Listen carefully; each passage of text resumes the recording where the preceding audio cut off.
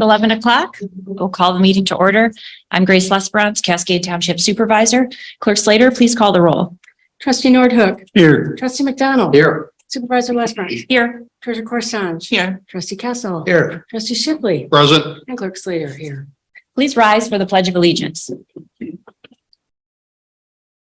I pledge allegiance to the flag of the United States of America and to the republic for which it stands, one nation, under God, indivisible, with liberty and justice for all.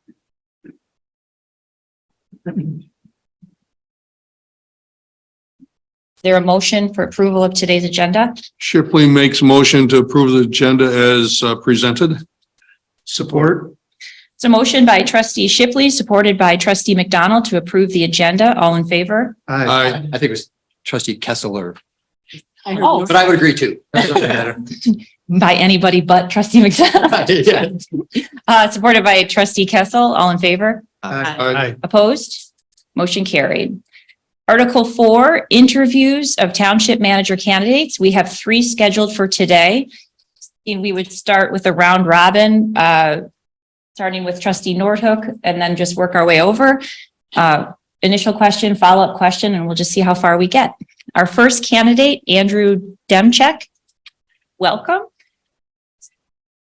Demchek. Dimsick. Both are fantastic. I'm in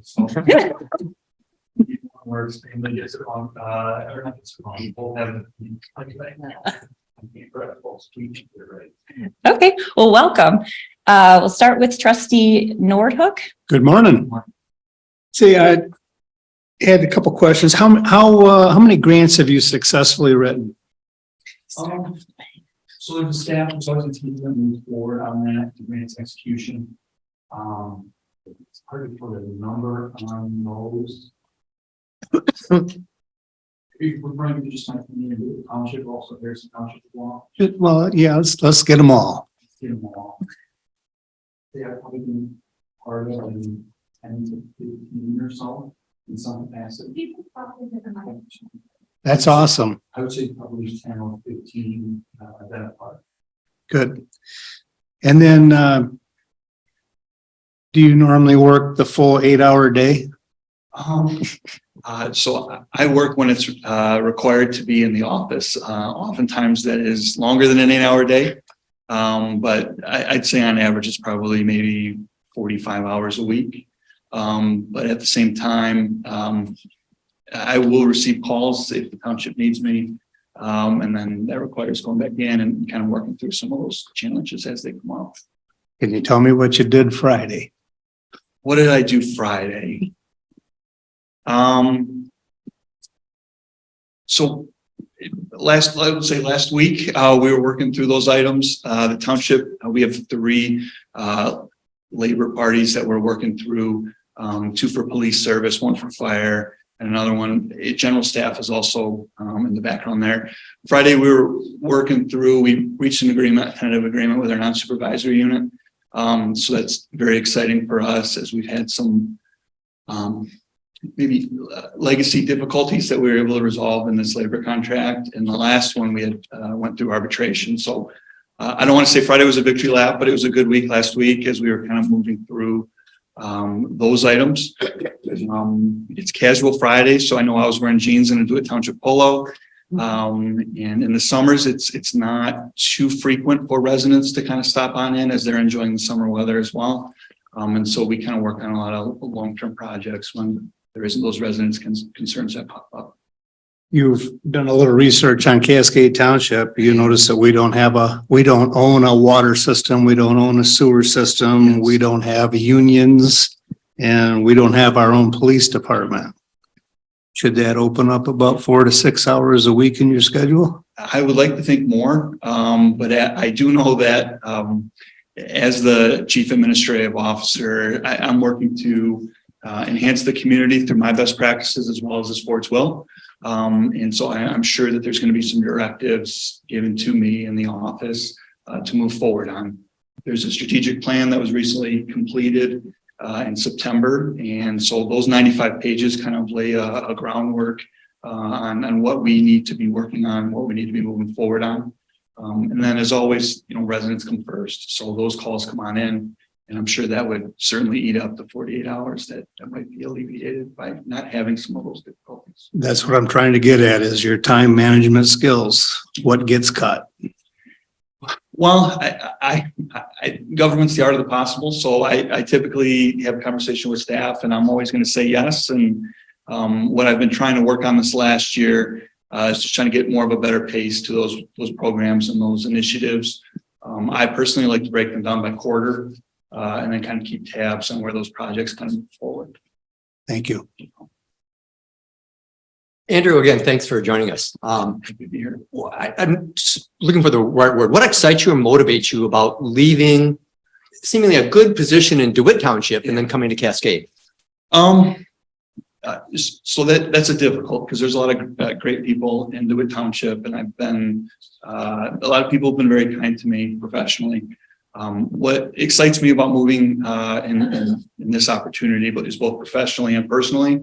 I had some conversations with my girlfriend here. We want to make our home somewhere, and I want to make that in West Michigan. If I could pick up DeWitt Township and put it in West Michigan, that'd be fantastic. There are eerie similarities to this position as in DeWitt Township: proximity to an airport, proximity to a metropolitan area, a river that kind of defines the community. Ours is the looking glass, and also it's township government. So that is where I've made my career. That is where my experience has been. And so all of that has kind of led to the opportunity. And if I was being candid on the community development, Cascade has a little bit more development than DeWitt Township does at this time, simply from a population-based, taxable value base, as well as some of the amenities. And so I feel like this is an opportunity that I couldn't pass up. Okay, thanks. My question is, we have your resume in front of us, but if you could just tell us a little more about yourself. About myself.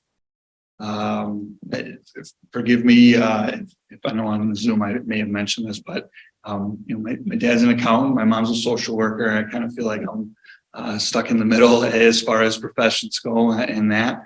I found public service very early on. It's always something that I wanted to do. I was able to attend two great institutions to kind of put me in a spot to be successful in this profession.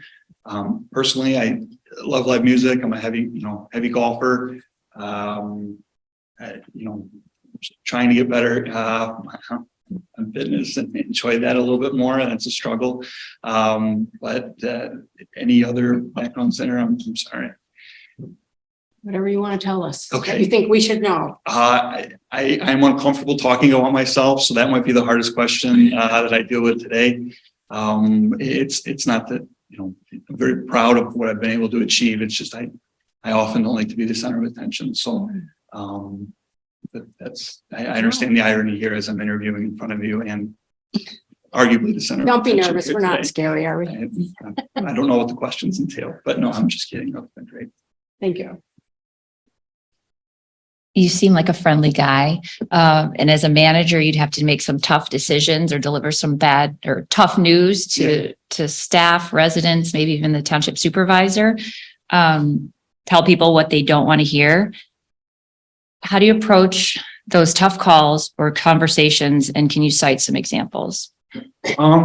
Yeah, I often think that is a job. There are difficult decisions, and when you are working on behalf of a community of 20,000, there's a difference of opinion on how to resolve situations. And so first, when we're tackling a tough situation, it's how do we consensus build? Where are the stakeholders, and can we evaluate a determination and execute that? I'm not a police chief. I'm not a fire chief. I'm not a planning director. Some of those difficulties come from their expertise.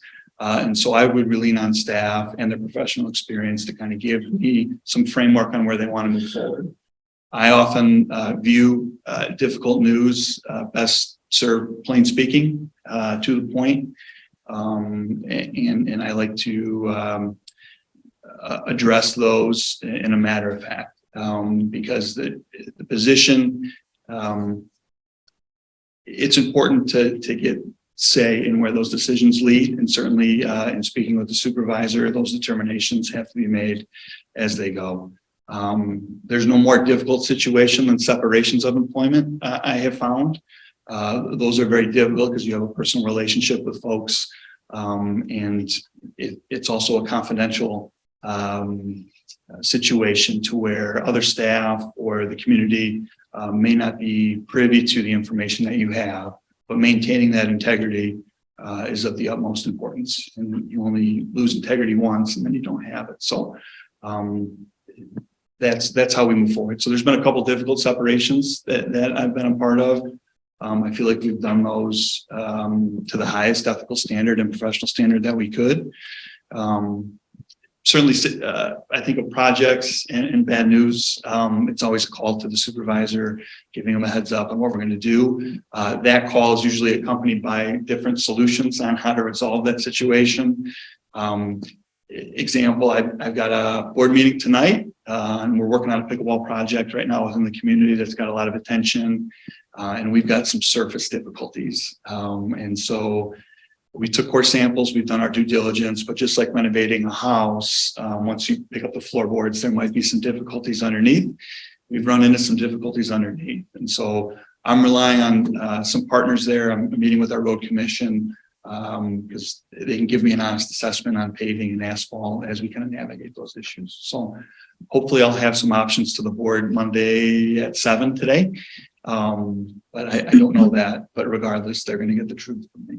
So hopefully I answered that question. Okay. Hey, Andrew.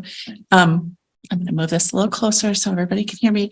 In your resume, you talk about facilitated and led the township's update to the strategic plan. So I have a couple questions related to that. One, did you use an outside consulting firm to help with that, or did you manage that within the township? So we manage that within the township through a couple stakeholder meetings. We also have a community resident that volunteered some of his insights, and he does that type of work for businesses. And so we were able to put something together, but that was an internal undertaking and something that's guided us this far. Okay. And then how long did that process take?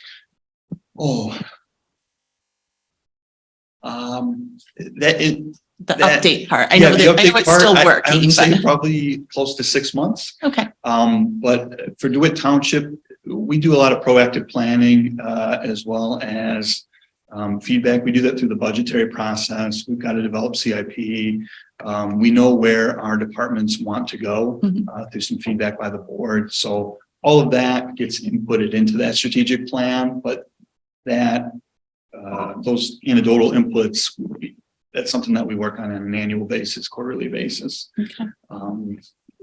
If I could expand upon that, one of the things the board had asked me to look at is they despise plans on a shelf. Drives them nuts, and I do too.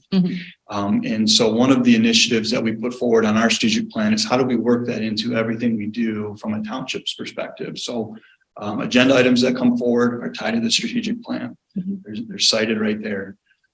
We do a performance dashboard quarterly through department goals. Those goals are tied to the strategic plan. They're included in our budget, and it really is it's not a plan on a shelf. It's a driving document for us. Good. And then one last question related to that. What do you feel was your biggest hurdle in working on the strategic plan update?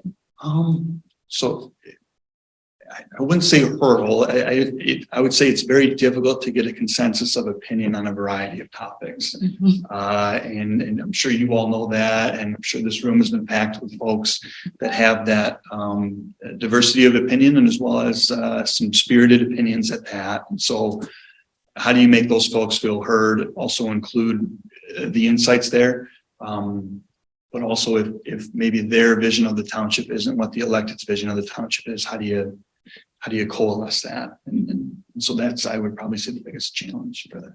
Okay. Thank you. Hi, Andrew.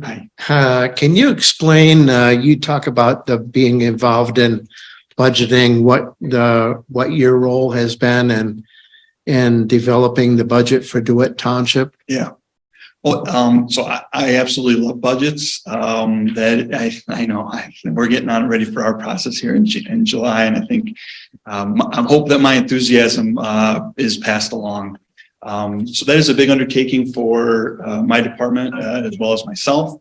I facilitate those conversations. I work with departments for their budgetary needs.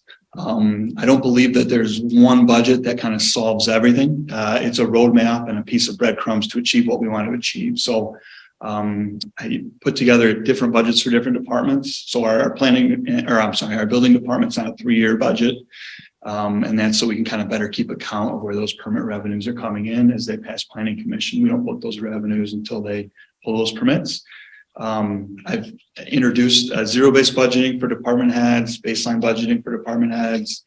And so I try and facilitate all of that. So in July, we're going to be kicking off our budget timeline, and department heads will get some preliminary figures on what staffing costs, as well as a CIP document, a calendar for the upcoming budget schedule, and then a timeline on when those CIP requests are to be submitted. So I facilitate a lot of that. I put a lot of that forward. I'm very proud of that work, but I also really enjoy it. It's also nice to be able to work on one individual task and close the office doors for a little bit and just work on those items if nobody's coming to see me there. Then at year end, do you submit that to the board for approval? So yes, our budget is submitted in October, but our work starts in July. So I'm working on updating 2022 actuals. I'm getting an estimate in for 23 right now, as well as some updates with the labor piece that I mentioned there from last Friday. Now that I know what that is, I can remove a placeholder and get that one moving. So, but yes, it's a big undertaking, and I'm very proud of that. It's also a guiding document. So it's one encompassing document. It keeps our strategic plan, keeps our CIP, does a history of the township, breaks down tax dollars for residents. I think ours is a little over 200 pages, but again, it's a culmination of a couple of different initiatives throughout the year that we like to keep in one item. Are you on a different fiscal year then? January Okay. 1. One follow-up question. Do you have a defined benefit or defined contribution plan in DeWitt? So our general employees are in a defined contribution plan. Our police department, there's 2 divisions. There's one for supervisory and one for non-supervisory. Both of those run a DB plan, and new hires are converted over to a defined contribution plan. And then our fire department is organizing at the current time, and they're on a defined contribution plan now. But we have not had that first meeting, and I think that might be a discussion. Okay, thank you. Good morning. Morning. Most people have heard the term leadership and management. Can you expound on how you see the two of them are effectively merged together and how that relates to your style?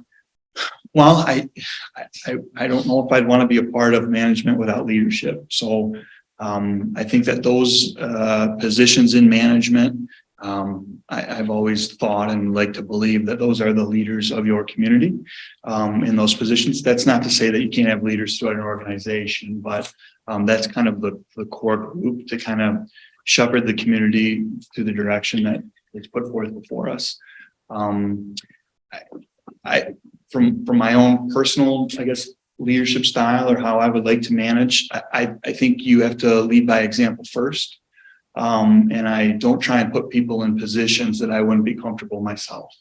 And so what I've done to maybe understand, because again, I don't think you can administer or lead what you don't understand. I try and get involved. So I've been to a manhole site. I know there's no sewer here. I've toured our wastewater facility. I'm a chair, I'm a commissioner on that sewer board as well. I've done a ride along with our police. I've done some fire training. Not that I have a desire to do those professions, but it helps me to understand what it takes to do those. And I think that makes me more of an effective leader when I share that perspective of the people that are in the field performing that task and doing that duty. I've also been fortunate to have tremendous mentors throughout my career. And so I try and take some of the lessons that they've given me over time. One of those I mentioned on the Zoom interview there, you know, my boss, supervisor for CAST, he always talked about the kitchen table test. You know, if we're explaining a topic, it needs to be explained in a manner to where if people are at my kitchen table, I can explain it to them without getting into the complexities. And also the simplest form of communication, you have to have a true understanding of what you're talking about in order to do that. So I try and take a holistic approach and do it in that capacity. I also work very closely to the city administrator for DeWitt. And Mr. Cost there, he is extremely detail focused. And so I always kind of pick some of his project management for myself on things that he does to make sure that he's staying on top of some of those projects to get it across the line. So those are things that I try and move forward on. I also try and be humble. This job is difficult. Representing a community is difficult. There's no short of challenges that come across the desk. And so just when you think you've got it figured out, you don't. And so you have to really work through those issues and become skilled at acquiring that knowledge, asking the right questions, leaning on those partners or experts, and then coming through with a conclusion. And so I think some of my stops, as well as some of the mentors I've had, have led me to be in front of you all today, but also helped me lead DeWitt Township for the last 5 years. Thank you. Supervisor, that's all I have. Me again. So you've mentioned currently you have an assistant township manager. We don't. Okay. And I don't think we're ever going to have one. Sure. But we do have a full staff of type A department heads that I just want to make sure you understand that we don't want them pushing you around. You got to stand up. Yeah. And manage them. Sure. So, but they're there to help you. And we have them in how many different department heads do we have? 6 or 10, I don't know. Yeah, a lot of them, but they're all good type A qualified people for you to manage. So I just want to make sure that you understand there's no assistant. It's going to be on you. Absolutely understand that. So one of the unique items is township government has many shapes, faces, and it has the ability to adapt to the community needs. And so we have an assistant manager, but what we don't have is a finance director and HR director in DeWitt Township. And so I take more of the role of finance director, and Ms. Coleman, our assistant manager, she deals with the HR components to a high degree. Now, having said that, on some of those separations or those items, that's where I'm involved. She is a unbelievable employee, but we tackle a lot of tasks collectively, and so she does day-to-day items there as big projects, and we've just got a great working relationship, and I'm confident I'll have that similar relationship with department heads as we move forward. And then I'm hiring a township manager to manage this township. Correct.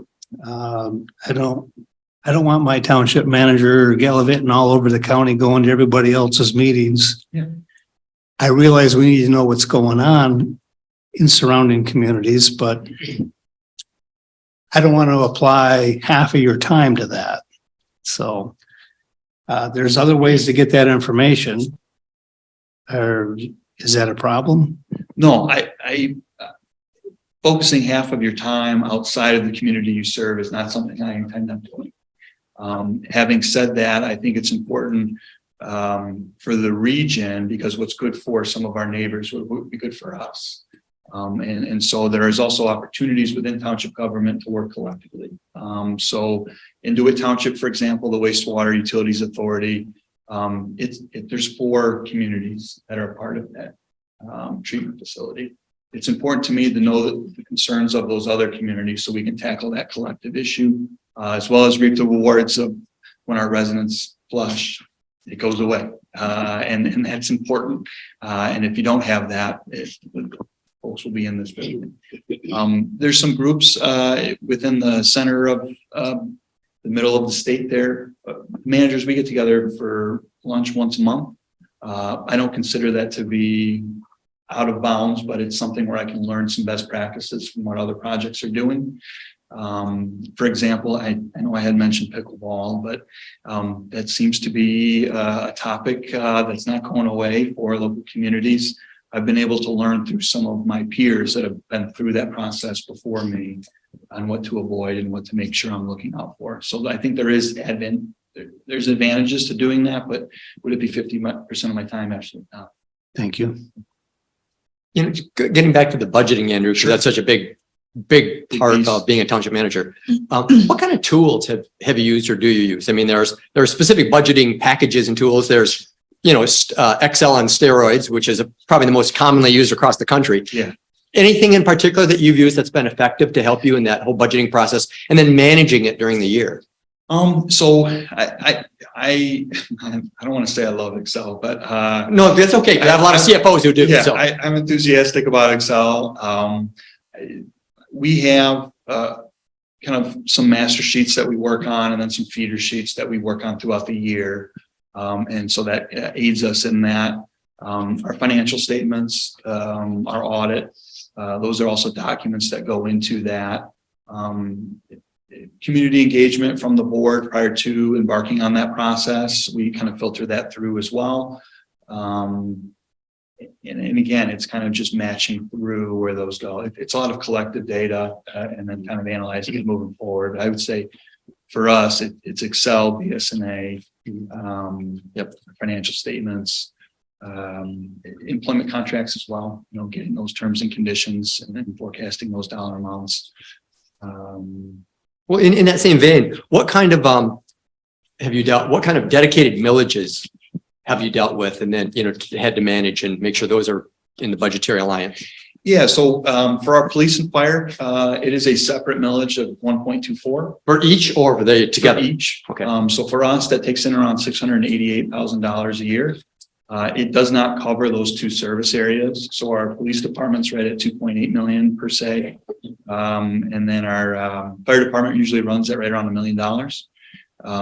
And for general operating, it's close to 3.46. Headley always throws me off on the last four digits. So I'm approximate numbers if I could. And so our budget size is roughly $12 million altogether. General fund would be closer to $7 million. I know that's Cascade Township. Altogether, you guys, their expenses are at 17 million and 15 million in revenues. I think there's $22 million in general fund.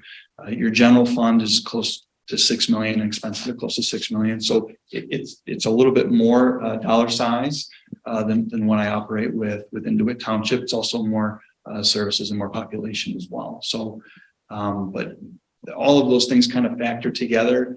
But then it's the anecdotal items. So residents come on in with a road concern. That goes into a folder. We have a conversation with our road commission on an annual basis. They're the road experts. They're the road professionals. They kind of give us a detailed list. We work off of our anecdotal resident feedback list. We drive the roads of the community and then come forward on our local projects. So that is also part of our decision-making process. And that's, a budget is again, project plans on a shelf, right? It's can set breadcrumbs. It's not going to be perfect. Things come over the wall that you have to deal with right away. But it can, when done well, be a planning document to kind of set forward a course. So we try and do that both at a high level on the numbers side, but then also we serve our residents. And so that's Besides police and fire, do you have any other dedicated millages, pathways, parks, anything? No? Okay. All right. Thanks. My question is, tell us a little bit about your thoughts on centralized versus decentralized leadership as a manager of staff. so. I was going to say both, but I know that's not a fair question or a fair answer. I think it's important to have a core group of decision makers, but I also believe in kind of a meritocracy of ideas. If people have a good idea, I don't know, I don't care where it comes from. That's the best idea. We want to move forward. And so the real challenge is how do you build a culture together where people feel comfortable sharing those ideas? And how do you put that forward? So in taking the position with the township, one of my initial items, because you have to kind of develop a pace with your leadership team as well as fundamental with staff, is, again, I'm not a police chief, I'm not a fire chief. So how do they want to address that situation? Come with options, let's collaboratively work on it. And if we can come up with a solution that works for all parties, that's fantastic. I also like to, we will test balloon ideas in the office, just to make sure before an item gets to you all, it's kind of past that test. And so that's where I work with the assistant manager very closely. I will try and unpack a situation, unpack an item just to make sure that it's being looked at on a well-rounded approach. I don't think you get that from a kind of a monopolistic, hey, it's my way or the highway, this is how we're going. I think that requires some kind of decentralized area to kind of work through to get a decision. So would you consider yourself a micromanager, or do you kind of keep hands off? Those are two extremes on the two sides. Yeah. I think it needs to kind of, I'm not a micromanager by any means. Again, these are professionals that we've all put in place to succeed. If they require micromanaging, I don't believe they're the right individual for that particular position. But at the same time, if there are some difficulties, some standards not being met, it's my duty to step in and make sure that those items are being met. And can I provide some scaffolding around them to make them successful? And an example of that, we're getting ready for our budget in July. I know that my building official, I don't think he took that position based on budgets. I think he took the position because he enjoys being on the field and he likes working, constructing documents and code analysis and being out there. So his budget conversation is different than our clerk or treasurer's budget conversation, because they have that familiarity and that background, and they also come to the table with those items. I try and provide that feedback. At the same time, I think it's just a different approach when you ask that questions and get that dialogue. I think what comes out of those conversations meets our standards, and that's important. That's the most important for me. But again, it kind of swings back, but I am not a micromanager by any means. I like very much that you use the word scaffolding. It's a great metaphor. No pun intended for the building official, but nonetheless, thank you. Thank you. I wonder if anyone would say that they were a micromanager. I don't hope think not. so. Yeah. Well, their staff might say so. What are the what are the strategic plan priorities and big issues out of DeWitt Township right now? So DeWitt Township, it's we've got a lot going on, and so it's been a heavy workload this year. I would say first and foremost, we're working on a fire station project. We're probably maybe 12 or 10 months behind Cascade Township on a newer fire station there. And so we've been working on plans for the last probably year or so. Construction documents are being worked on by our architects right now, and we hope to bid in September. And so that's been a huge undertaking, because that project is elevating our fire service to where the board believes it needs to be. And that's what we're working on executing at the current time. I've also got, as I mentioned, 3 labor units that we're working to get a contract together with. Our general staff, we're working on a wage study, a classification and compensation study. Conversations with the board, there was some concern coming out of the pandemic, as well as to make sure that our compensation matches the duties, as well as that we are in a position to attract the most talented staff to move forward on those initiatives. And so we're working on a wage study. Those 4 items and the fire station are large initiatives that we're working towards. I also have a park renovation project going on right now. That is the 7 pickleball courts. Really proud of that project. It was an old inline hockey rink that was built about 20 years ago, dilapidated asset. that we were running into some struggles with. And so we put forward an initiative to kind of renovate, redevelop that general area into a multi-generational asset. And so it'll be some playgrounds, we have some hammocks, we've got pickleball courts, and we're in the process of turning an eyesore into an asset, which is a great facility and a great thing to do. But that's also occupying a large portion of time at the current moment. So those are all items as we're put forward, and again, we're getting ready for budget cycle as well. So that's kicking off next week. Economic development, what are some examples you have with that So in economic your experience? in my experience personally. So within Harrison Township, economic development for the township was led by the county. Harrison Township was in proximity to Lake St. Clair. They had a lot of blue economy initiatives that the county would lead. Our office and the supervisors would kind of lend some supporting capacity and local development capacity to that. For DeWitt Township, we rely on LEAP, that's Lansing Economic Area Partners.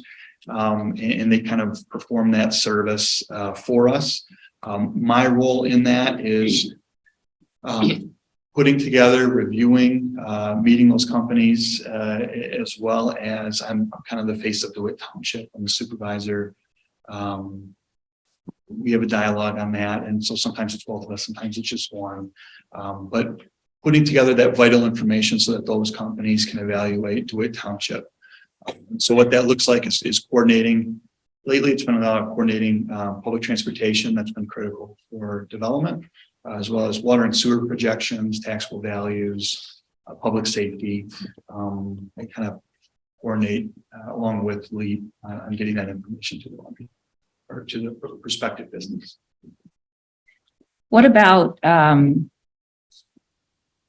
it's a charter township, right? How can you think of any example or big picture? What do search from a strategic planning perspective or strategic plan? What are like the goals and priorities of residents? So the goals and priorities of residents, we've got an ag district that's pretty significant. They want to preserve that particular character of the community. That's very important to them. And we've been able to provide some resources to residents and farmers that would like to maintain that through, we've got some staff that are very familiar with PA 116, which is the Farmland Preservation Act. And so making sure that those individuals have those assets and resources. We also facilitate some meetings between the state and those individuals to make sure that they have the tools to preserve their lands if they so choose. They also want to maintain a very low tax rate, high public safety service, and residential. We are a residential community. We've recently had some conversations with the board as far as diversifying that tax base to a degree. And so there's some areas that we're going to explore in the future about what that could look like. We have some land outside of an airport. I'm sure you all are familiar with that. And right now it's currently ag, but I think there could be some potential there for some diversification of our tax base. So, but that's kind of the priorities. I view DeWitt kind of as a Friday night lights community. We're very tied into the school district, and when the football team's playing, we all know. And so I know they want to preserve that character. Maintaining downtown DeWitt being a thriving community. Now that's within the city boundaries. That's also a priority for our residents as well. So most of the times when I say DeWitt or the DeWitt community, nobody really makes a distinction between the city and township. Beyond if the city plows and we do not plow snow. So that's maintaining that continuity and that relationship, I think, is a priority for residents as well. Can you think of an example where there were outside pressures on the township where the desires of the township could be inconsistent, or you had to kind of advocate for your township in a way that standing up to outside pressures that would want something else? So I don't, and I will do my very best to, but I don't want to get lost in the weeds here as well. But Clinton County, has been, a target of I don't want to say target, a mega site could be developed in one of the rural areas of Clinton County. And there's been a lot of spirited discussions from residents as well as folks on both sides that want to see that development and see those jobs come on in. But then also for that particular community, maintaining that ag presence.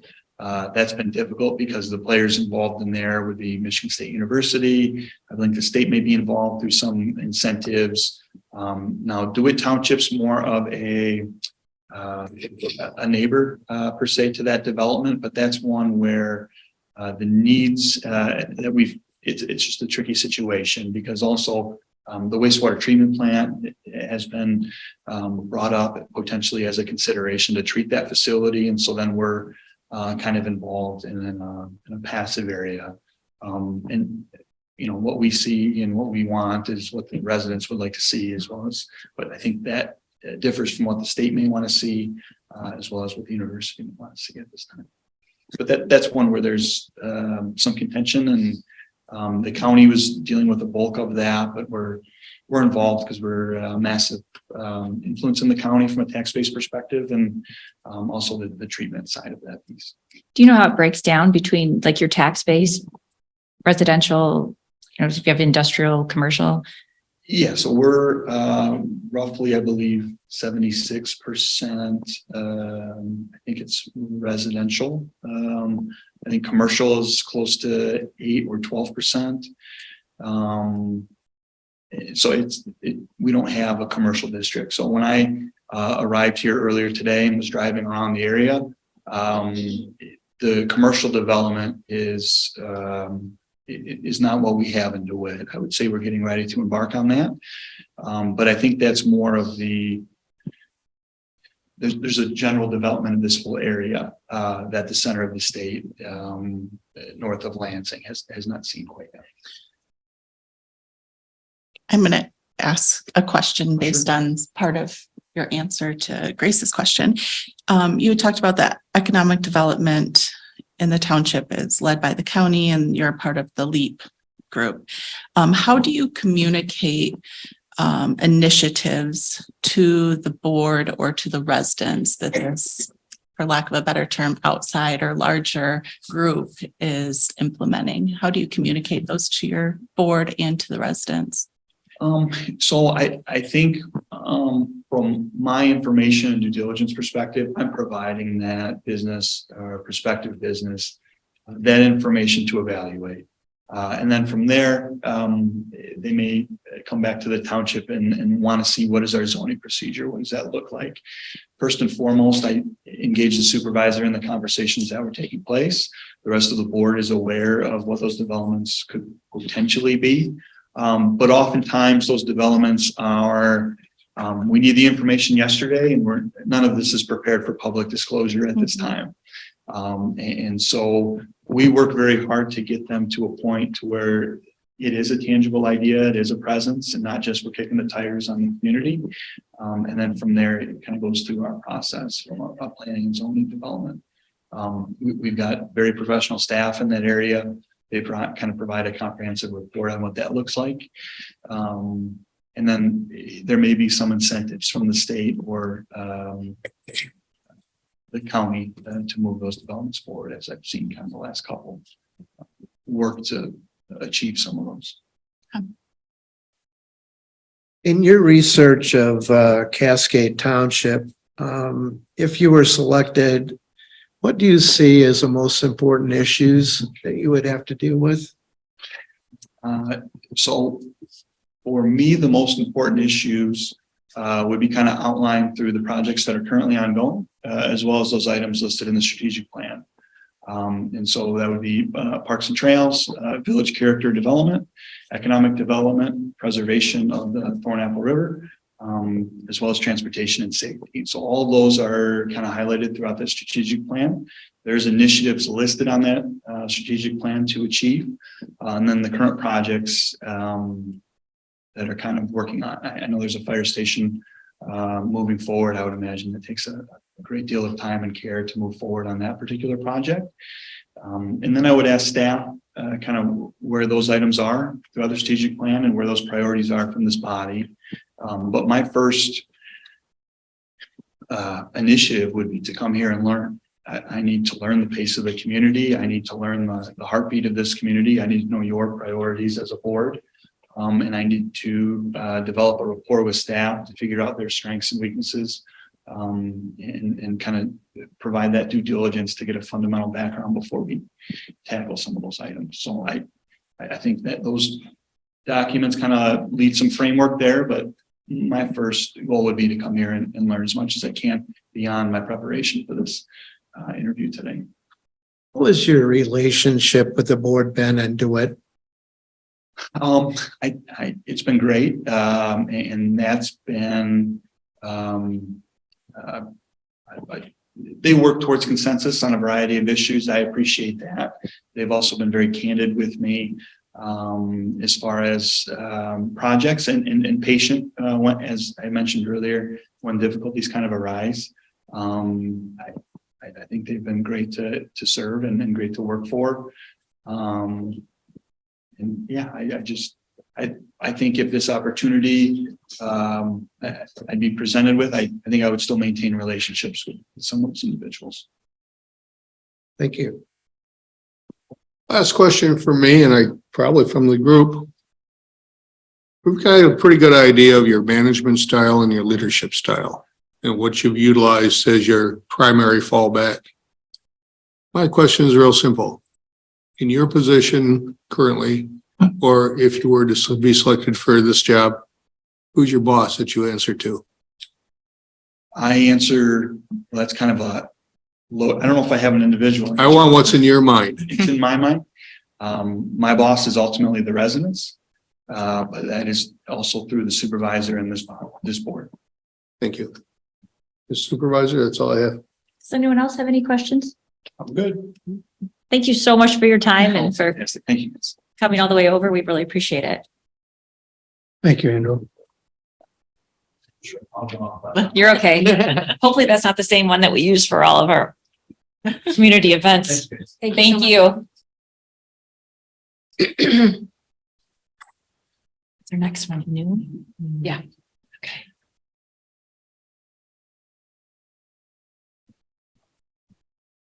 Thank you. Water.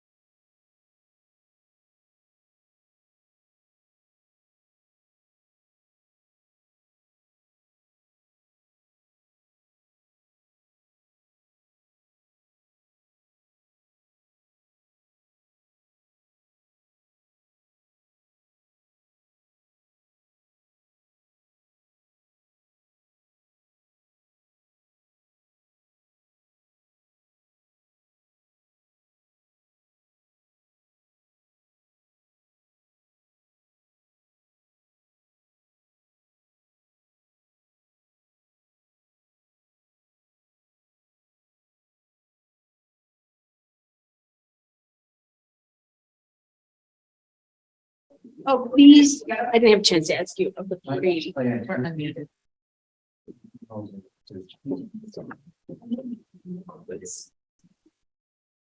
I got a little wet before I came in, just walking out in the rain.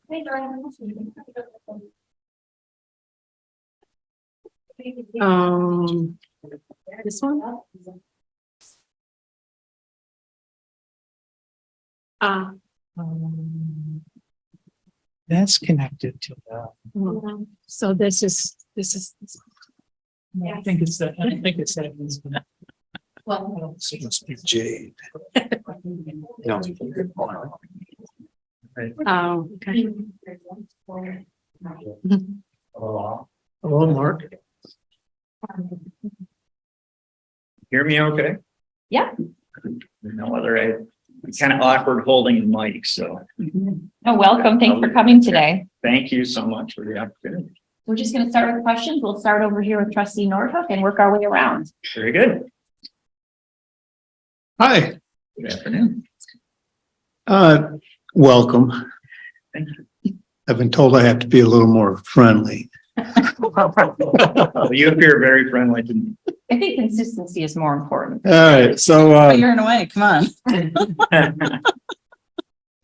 your current township, do you have a township manager, assistant township manager? I have an assistant, but he's also a department head. So Okay, much of what he does is human resources, but we've also put parks, building division and planning and zoning under him as well. okay, I just wanted to let you know, we do not have a township, assistant township manager. Sure. Do you have the police, the fire, the water, the sewer, any of that stuff? Yeah, the direct reports to me are the police chief, fire chief, public works director, finance director, and then my assistant is also the administrative services director. Okay. So do you normally work like an 8-hour day? At least. What'd you do Friday? What's that? What did you do Friday? What did I do Friday? Well, Friday was unique. My daughter had a surgery Friday morning at the boss. She's fine. The follow-up surgery. But Fridays are typically kind of a relaxing day for me. It's the one day I don't have standing meetings. So I actually get a lot of work done on Fridays. What type of standing meetings do you have the rest of the week? Well, I meet with department heads on Mondays and Tuesdays. We do weekly meetings, not too long, about 30 minutes, just to touch base on current priorities to make sure that they're getting done and they're getting enough direction from me. On Wednesdays, we have a full staff meeting with department directors. That's a follow-up to our board meeting the night before. So we debrief on that council meeting and make sure that everyone's following up on business that was conducted the night before. And then we plan for the following council meeting. We meet twice a month in business meetings and then once a month in work session. So I'm hiring a township manager to manage this township. How many outside meetings do you do with other entities like airports or counties or Sure. groups? Well, I've been on a number of intergovernmental boards and nonprofit boards. Currently serve on the our economic development, area-wide economic development board. I've been on that for 14 years. It's our right place, if you will. It's Greater Muskegon Economic Development. They meet every other month, for example. I've served on the wastewater users group, that's monthly. Also serve on a water authority, which is Norton Shores and Fruitport Township. We have a shared distribution center. And then we purchase our water from the city of Muskegon, for example. I'm on the We Met board, that's Ottawa and Muskegon, used to be Allegan County drug enforcement team. That's a monthly meeting. Just to give you a flavor. Yeah, I realize the importance of knowing what's going on in surrounding communities and the things that are happening, but I just don't want my township manager to be spending 15, 20 hours of a week involved in those. Yeah, these typically are monthly to quarterly meetings, but certainly the city comes first ahead of nonprofits and others. Thank you. One of the standing meetings is a noon meeting. That's Skating Rotary. That's on Thursdays. Thank you. Mark, welcome. So you've got quite a background in Norton Shores. What interested you about coming to Cascade and leaving what you accomplished there at Norton Shores? Yeah. Great question. Thank you.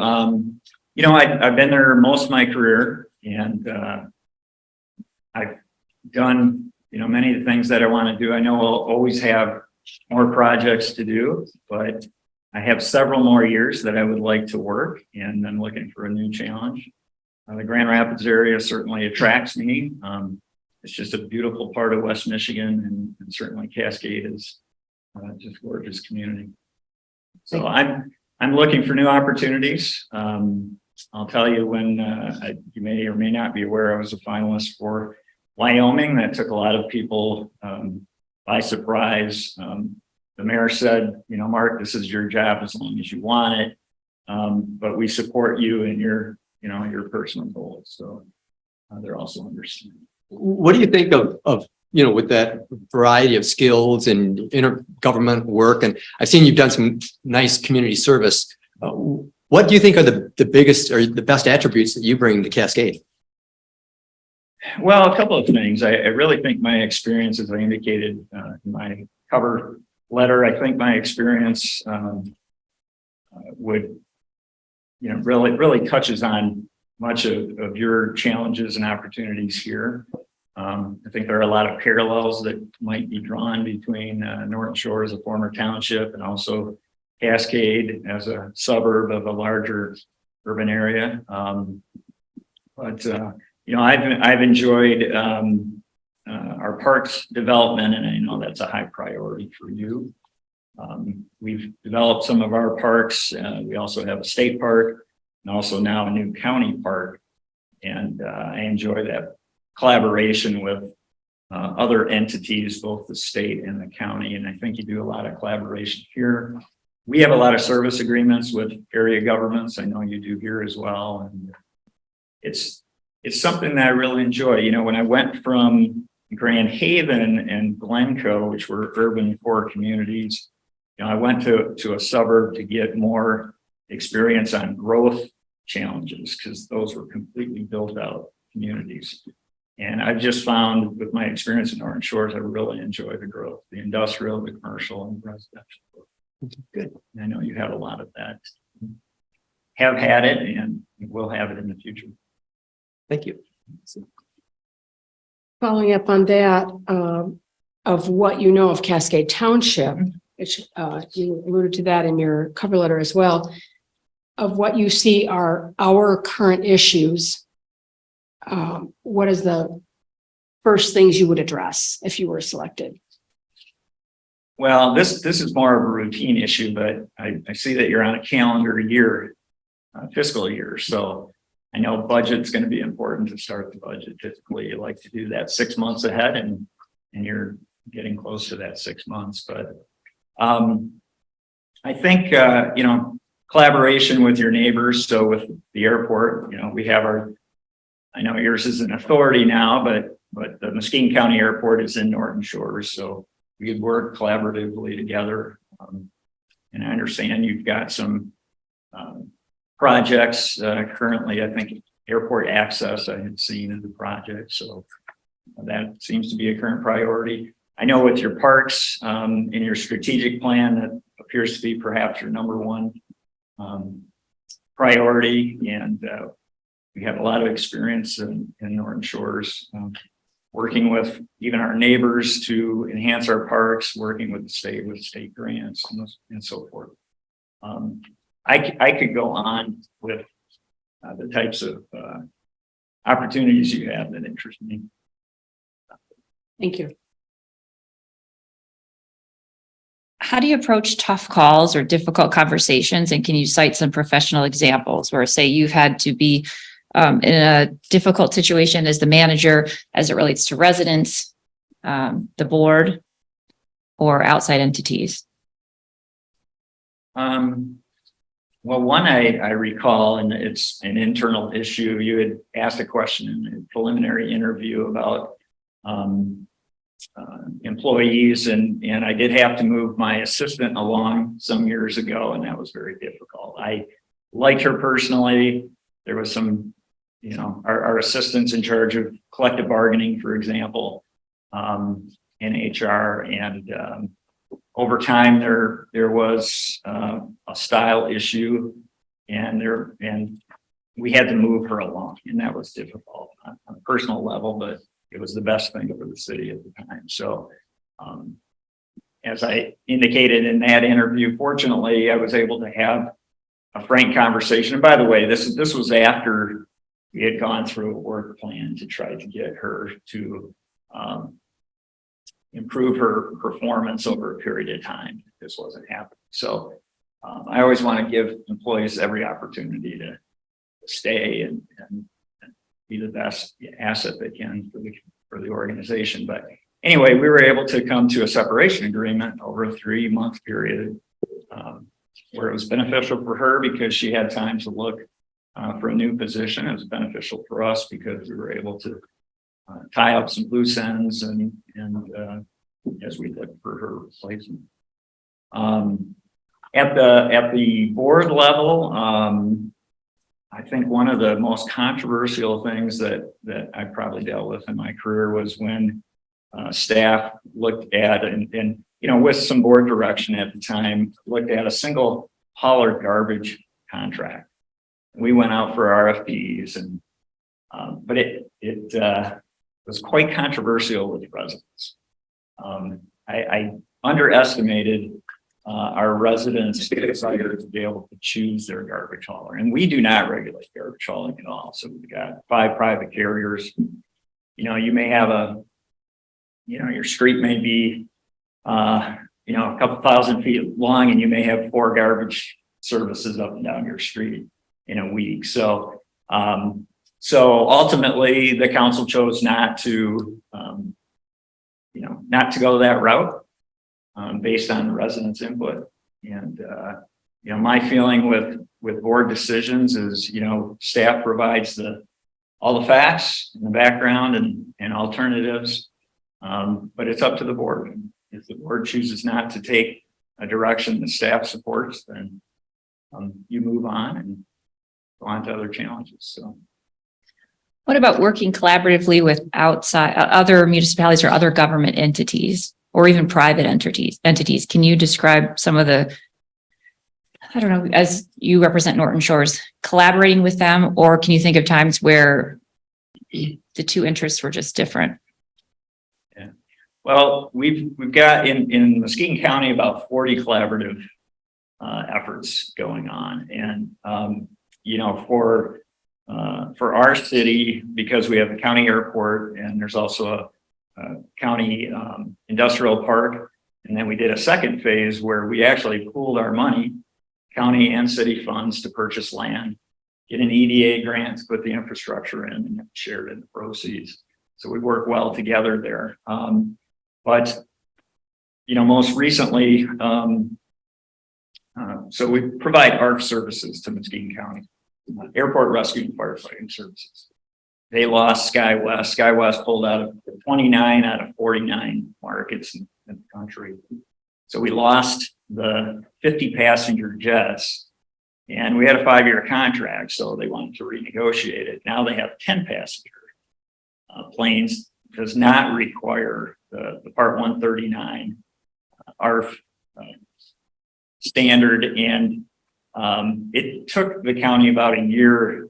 They were going to take it in-house and train their maintenance staff. It took them about a year to make that decision, and that was difficult. I was trying to get the administrator to move ahead. I have 2 vacancies in the fire department that I wasn't filling in case we lost that contract. And, you know, fortunately, they chose to stay with us for the balance of the contract, so 2.5 years. New terms, they get a little lower rate, but we get to fill our vacancy. So that's one that comes to mind. Your time at Norton Shores, can you give us a specific project that you're most proud of? Been a lot of them. And so do you want one or can I do You one? can give us, Okay. go ahead. So, you know, as a former township, we have a 5 mil limit on general fund, which is the statutory limit for townships. And so, you know, when our city charter was written, they decided they wanted to keep that, and that's quite low. So we've had millage attempts in the past, and I'm happy to say that as, at least as administrator, I'm 3 for 3 for a street millage and then a public safety millage and also a public safety renewal. So I'm proud of those from our team. Clearly it's a team effort, especially council and staff. But then I'll fast forward most recently, you know, we don't have a central downtown. I think you've got more of a city center than we do, certainly. We have 2 large commercial districts, but not a downtown. So in 2017, I initiated a place plan to create a sense of place. And we were able to, you know, with that information, able to get our long vacant Kmart torn down and been vacant for 12 years. We were able to attract Trinity Health to build a new $15 million medical center there. So that had been an eyesore for a long time. So it was good to see that go. And then on the other end of that corridor, we had a mixed use development from 2005, office, residential, retail, that stalled during the Great Recession. And what we did was you basically had a developer who wasn't paying on the loans, so he wasn't able to market the property. Well, we bought the mortgages to the majority of properties in that development and then took title in lieu of foreclosure. We were able to, the principal and interest on the loans was $5 million. That's how Bank did the right thing. We bought the property for $60,000 and then paid back taxes of $60,000.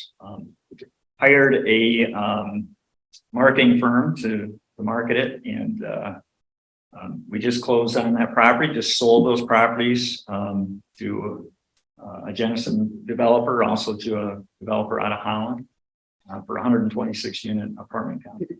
Housing is a real challenge for us. We're not building enough housing, as is perhaps here in certain. So getting that closed, and then the place plan, we did a streetscape where we did curb and gutter, filled in the ditches, put in nice walkways, bike lanes, ornamental lighting, trees, and so on and so forth. Thank you.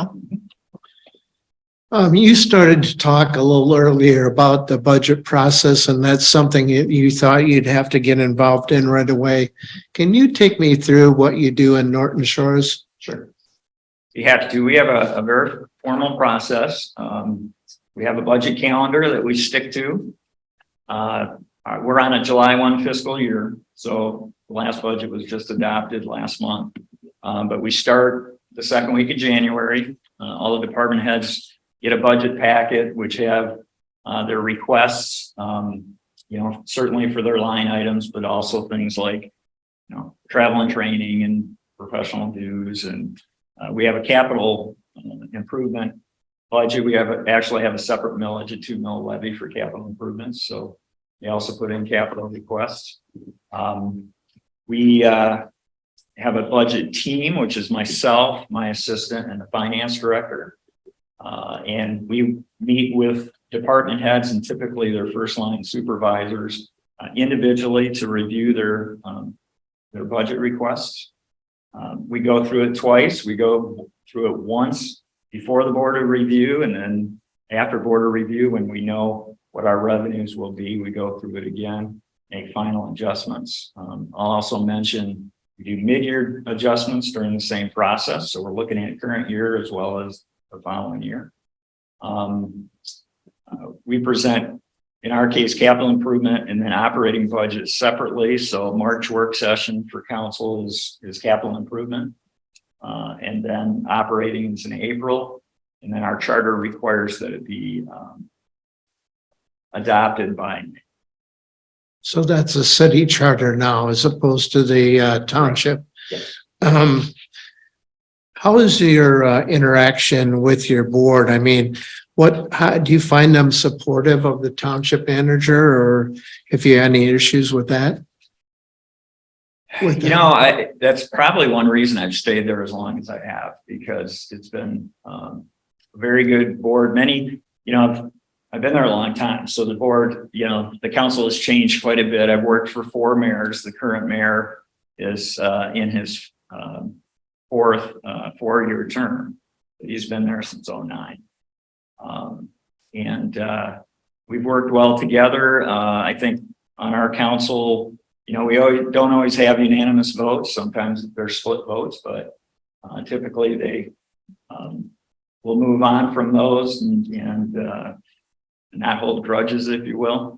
But the council's been very supportive. And I haven't always seen that in my career. An intern in Grand Haven, the manager was terminated after a new mayor came in. I went to Glencoe, Illinois, and that manager had been there 8 years. I asked all the right questions.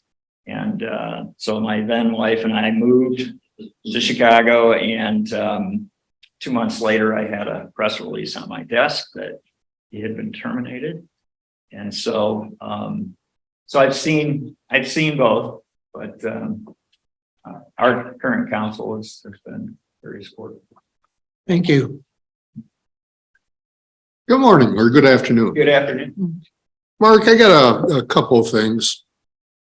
Management style and leadership style sometimes clash. Sometimes they combine together to make very effective. Can you expound on that and how the two can combine together? Sure. I think of the management style as being kind of a more day-to-day, more practical approach to staff. As I mentioned, I stay in touch with the staff, both individually and as a team on a weekly basis. Something I mentioned in my previous interview is I really try to empower the staff. I don't micromanage. When we have a challenge or opportunity, I want to hear from the resident experts what they think before I, might bias them with how I might be thinking it should be approached. In terms of leadership, I think it starts with honesty and integrity. The board will know how I feel about something, but I'm going to be very diplomatic about it, certainly. And the same with staff. Okay, thank you. Ms. Supervisor? I'm back. So,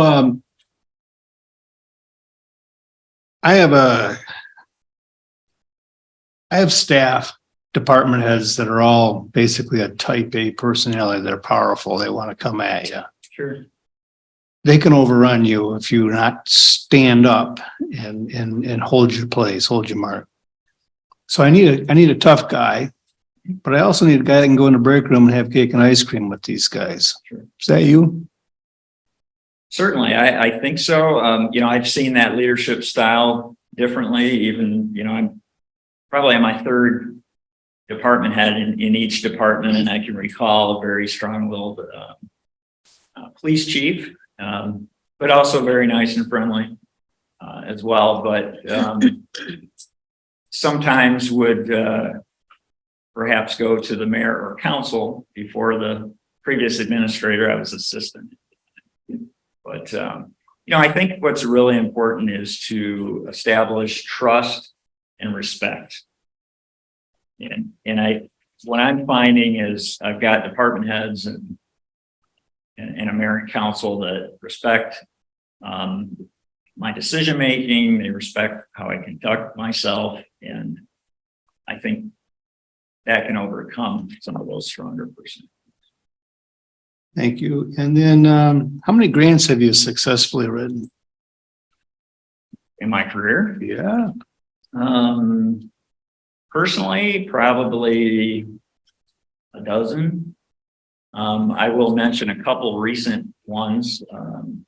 We're doing a restudy of one of our inland lakes, Little Black Lake, and I'm working, that lake straddles both Norton Shores and Spring Lake Township, so I'm working with their manager and planner, and we decided to split the cost, but we also decided that we would apply for each foundation, in our community. So got a $3,800 grant from the community foundation for Muskegon County to help with that, and I wrote it myself. Hadn't written a grant in a while. I will mention 10 years ago, I wrote I'm not sure why I chose to do it and didn't have my planner do it, but on that same lake, we had a family trust selling 50 acres of property adjacent to our current 50-acre park. Worked again collaboratively. 13 acres were in Norton Shores, and then 33 acres were on the other side of the county line adjacent, and that was Spring Lake Township. And I decided to write the DNR trust fund grant for that, and then remembered how long, that's about a year process, but was successful. Got a $125,000 grant. Thank you. Mark, I like the fact that you said, you like to establish trust and respect first. I've been in sales for a lot of years, and people have often say, people buy from people they like. And I say, no, if you really understand things, it's people buy from people they trust first. So I think, you're right on there. But in that same vein, what do you think are the top skills or set of experiences that you can bring us in Cascade Township? I think certainly I've got very strong, budget and finance. I just completed my 20th budget for Norton Shores as administrator, and I've been involved in budgeting my entire career. The HR piece, I was HR director in 3 communities for 15 years, and certainly strong there. One thing I mentioned in my other interview is formerly we had a community development department with a director that was in charge of economic development. And he retired in 2009 during the Great Recession. And as a budget cut, decided not to fill his position. And then we farmed out those functions to other departments, and I took on economic development. So I'm very comfortable working with business owners, attracting and retaining business, especially manufacturing.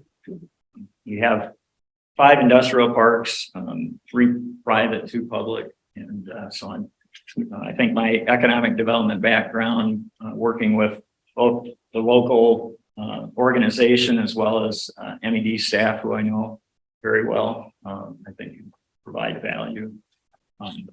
Park development, I touched on that a little bit, and I think, in terms of my background, I've got a lot of experience, and again, I think it's my experience in Norton Shores that might translate very well here based on the nature of your community. By the way, you brought up budgeting, and that's obviously a huge role that the township manager has. Most people like using, Excel on steroids or other tools. Yeah. What tools do you typically use? Are those the common ones? We use a spreadsheet, and it works for us, but I've come across some others that I like better. So other budgeting tools? Yeah, and I'd like to. I think we could do an even better job than. Thanks. And again, the only thing that's certain is change. So I'm always looking and encouraging staff to look at ways to do things, more efficiently and more effectively and provide quality. My question is, what would you do as a supervisor of the employees of the staff when you have to deal with an employee whose performance needs improvement? So yes, thank you for that question. So we have 125 full-time employees at the city, and we do annual performance reviews. Actually, when I came to the city, they were every 6 months. And I went to the manager and I said, every 6 months? He's like, yeah, we've been doing it that way for a while. And I said, let's try a year because the employees don't like it. And the supervisors probably aren't too crazy about doing it that often. And typically performance doesn't change quite that quickly. So annual performance evaluations are important. One thing I said in my other interview, as far as disciplining employees, for example, discipline should never be punitive. It should be about changing behavior. And so along those lines, a part of that evaluation is, what can you do to improve? And so we look at those areas that may not be satisfactory, set some goals, and in this case, if there's a problem, not wait a year, but say, look, you've got 3 months or you've got 6 months to improve your performance in this area. Then we're going to sit down and reevaluate. The other thing I'll say about performance evaluation, it's not one-way communication. It's not from a superior to a subordinate. I always ask my department heads when I evaluate them, and I've done 2 department heads recently, are you getting enough direction from me? Are there things that, concerns that you have, and really, to me, it's really working together to improve performance. Thank you.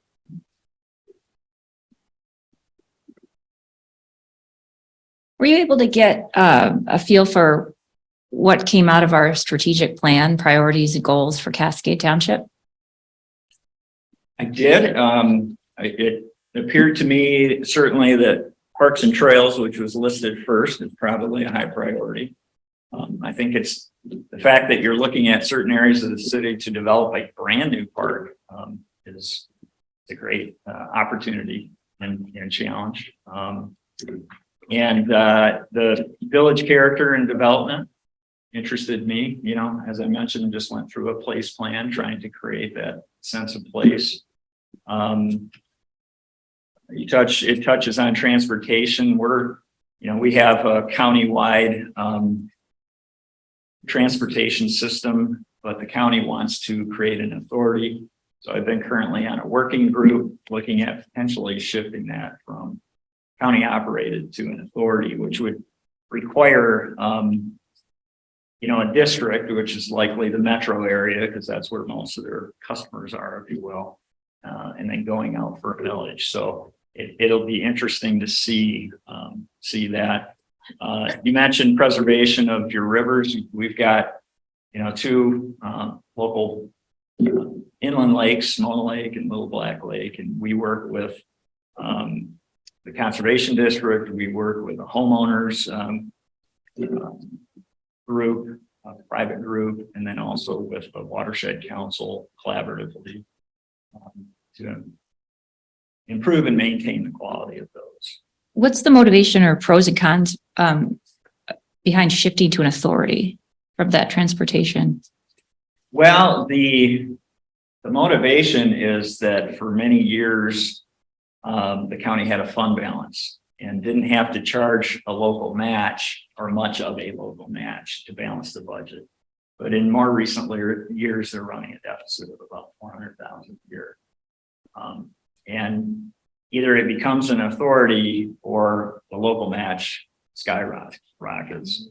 And right now we don't have, and we haven't for many years. I've asked for one, but we haven't for many years had a formal agreement with the county.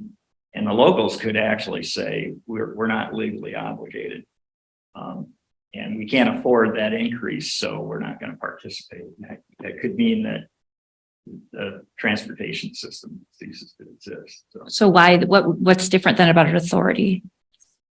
Well, the authority, again, would go out for a millage, and the millage would make up that difference. So, in the county, you know, for example, we have a district library. It's been in place for 10 years. It used to be a county library. We own, for our part, well, all the local governments in the district own their libraries and decent to the district. But that was another attempt during the recession for the county to basically get down to just the statutory requirements of a county and offload things like the library, the airport. Offload is probably a positive term, but and also a senior living center, which they also got out of that business.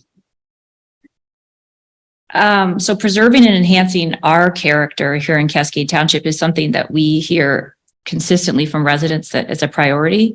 Sure. And townships, often more than home rule cities, can be vulnerable to other types of pressures, outside pressures, right? Government, quasi-government entities, especially with development, land use that may not be necessarily favored by residents in the township. Do you have experience, personal experience advocating for your municipality regarding that type of situation? You know, we haven't had too many zoning conflicts, but I will tell you that we currently have. And it's a condominium association that was developed in the early 90s, former family farm. And it's 2-unit attached condos. And the family that developed that kept property adjacent to it. And now they wish to develop apartments there. And the condominium owners don't want that density and don't want that type of housing. So, and the unique situation is that we are also looking at our special use permit standards, which are 42 years old. There's 11 of them. It's pretty cumbersome and archaic language, and the city attorney brought it to our attention. We began working on that before this development came up. The development came up, a lot of resistance. The zone change required did not pass. But right now there's no development. But we continued to look at these special use permit standards. And the residents are certain that we're doing it so that this development. So. Wait, they're thinking, are they right on that? They think that if we change the special use standards, they think this development is going to come back in the same form and then it will get approved, which is not true. There isn't currently a development proposed, but it's been quite controversial. And the sad thing is, you know, there's a conspiracy theory that the staff and the council are trying to make this happen, and it's two separate issues, you know, and unfortunately they're occurring at the same time. So I understand the perception, but it's not reality. But for the most part, you know, we revised our master plan 20 years ago. We go through the statutory revisions every 5 years.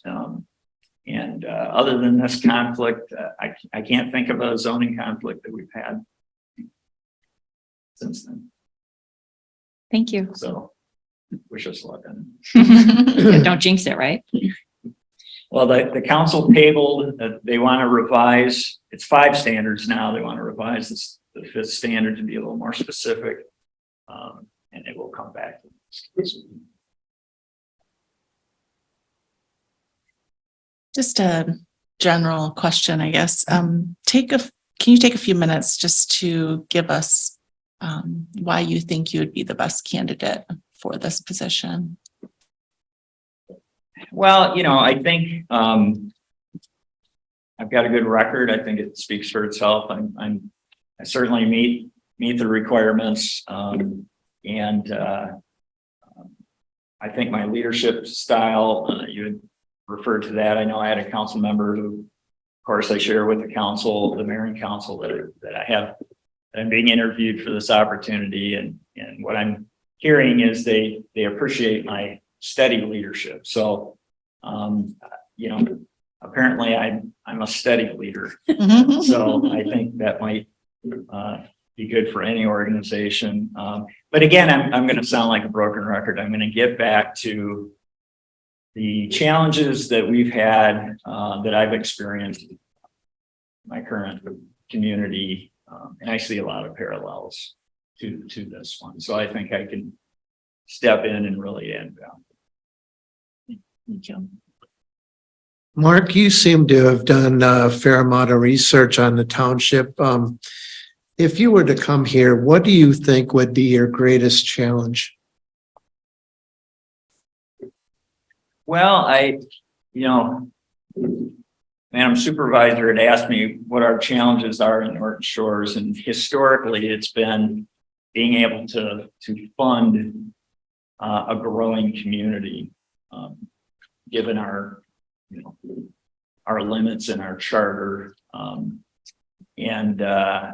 So one thing that wouldn't be a challenge here is, clearly I've reviewed the budget and the audit, and also your state equalized value, and you have the resources to implement your strategic plan.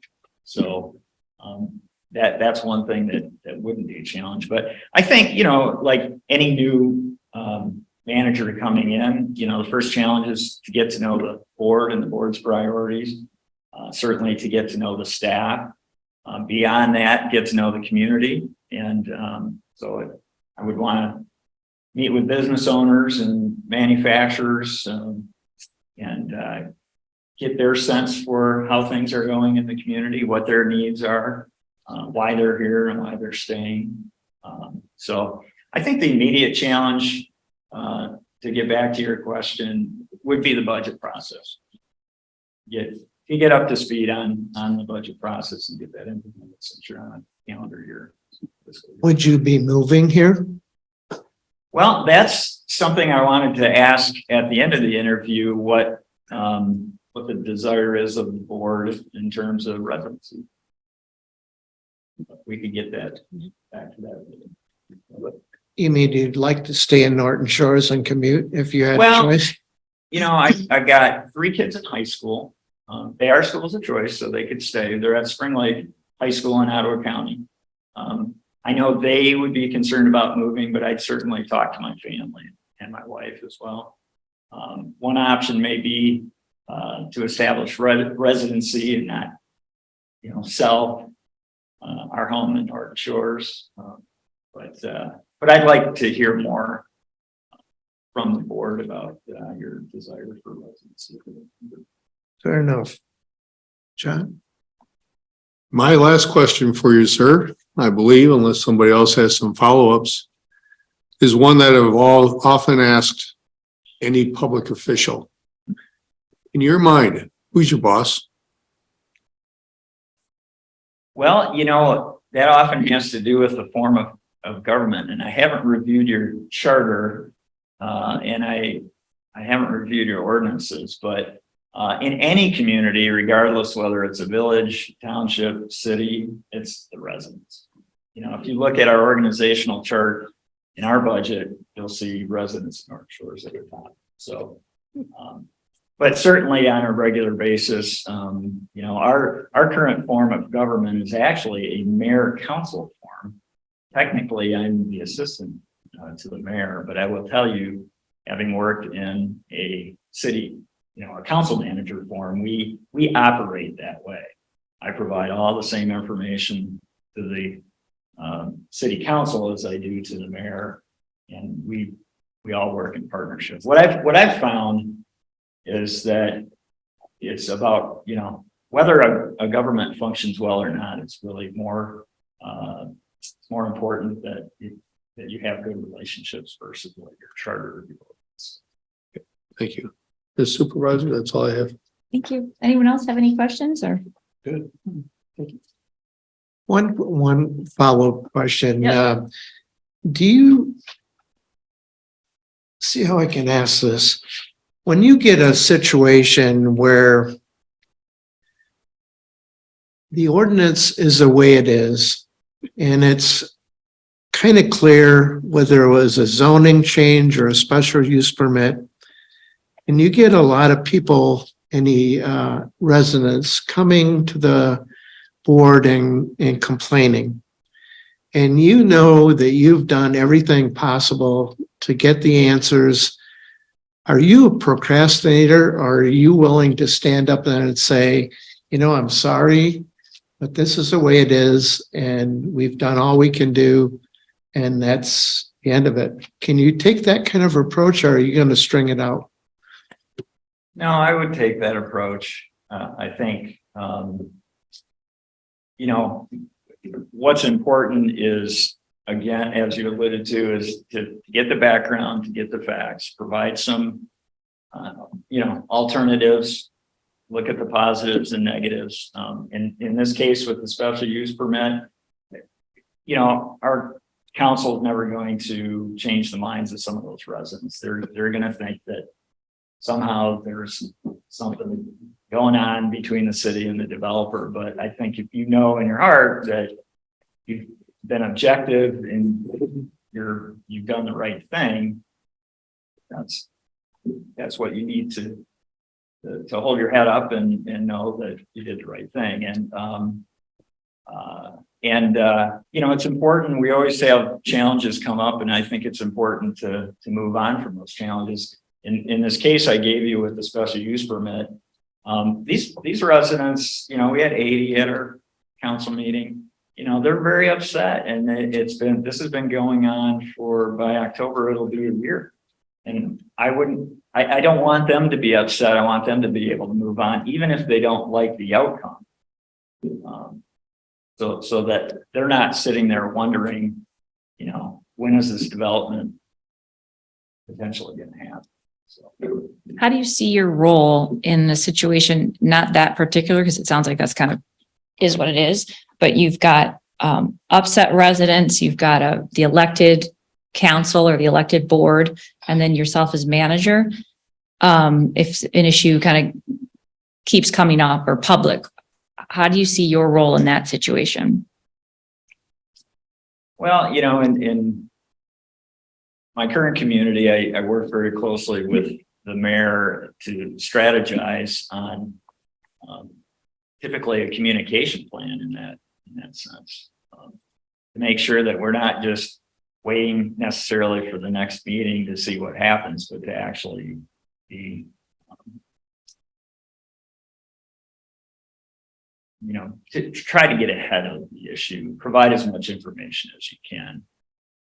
Do you typically directly speak with residents or the council, or how does that work in your experience? Probably both, but.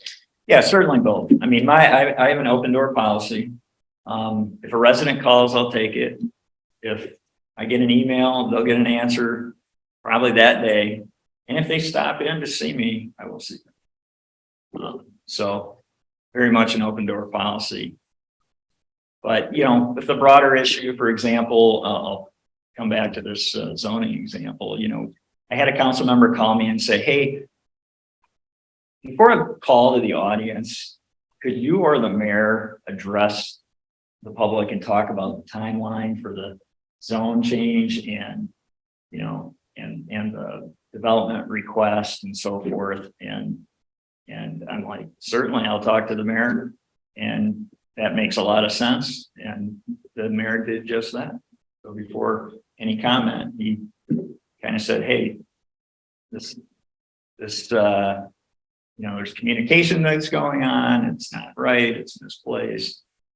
There's a lot of misinformation, and people respected that. They came to the podium and said, well, I don't agree with these new standards, but a lot of apologies, you know, and that type of thing. And you know, that crowd was very respectful, and they were heard. Great. Did you want to talk about the residency, or you're not required legally? Having skin in the game is always a help, but we understand that I think all of us, we just want an advocate for Cascade and an advocate for this board. And certainly if you're living here, it would help because Sure. it's your town, but one, legally it's not required, and two, sometimes it's just not possible for different reasons. So I would say we didn't get a single resident applicant Yeah. and probably for a reason. Yeah. Well, it's interesting, What do you know, when I started in the career residency, like our charter required residency within 60 days, right? But when I moved to Chicago, you know, Glencoe, Illinois, for example, the only, out of 100 employees, only one lived there, and it was the village manager who had a housing allowance to pay for 30%, up to 30% housing. And so we all commuted, but I can say we were all professionals. You know, the community employs us, and we're going to advocate for that community no matter where we live. So, had a little bit of different perspective in the Chicago area, because most, especially with, you know, the median house price in Glencoe nowadays is about 1.4 million. So, very hard for employees to live there, as you can imagine, but they are advocates for that community, and they're providing great service no matter where it is. Wonderful. Thank you. Anyone other comments or questions for Mr. Myers? Nope. Thank you so much. Well, thank you so much for the opportunity. Best wishes with the search, and of course, I hope to hear from you again. Awesome. Thanks for coming All in. right. Thank you.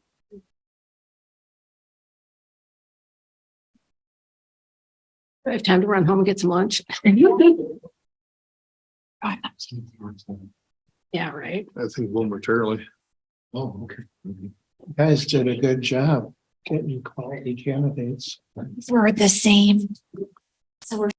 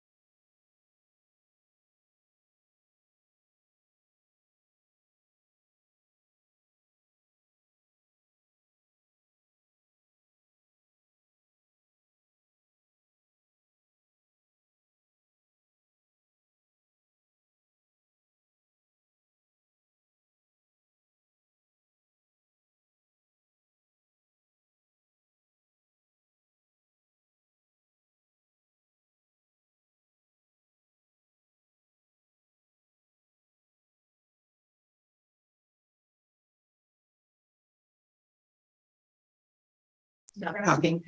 Stop. So Grace. So Wendy, Mhm. I have my 50-year high school reunion in 3 weeks. Uh-huh. And when I was in high school, I had hair like down to here. Uh-huh. So people go, what happened? You have a reunion? Yeah, 3 weeks. What do you sell? I actually have my own company. We do software and programming for manufacturing companies. So we do a lot of consulting for manufacturing companies. We work with 3 Toyota compressor plants. We have really big companies. We have smaller companies, mostly, but I'd work for IBM. But you're right about, because I was, many years, but you're right about. Right. Trust. Yes, it's true, isn't it? You in person? Jake Smith, nice to see you. Oh, I know. Jake Smith, nice to Hi, meet you. Dave. Tom. Nice to meet you. Nice to meet you. I'm Wendy. I'm Wendy, nice to meet you. I'm Jim. Hi, Jim, nice to meed you. meet you. I'm old, what's his name? Nice to meet you. You say, I'm intro. Nice to meet you. Ted, you got it. Yeah. This is.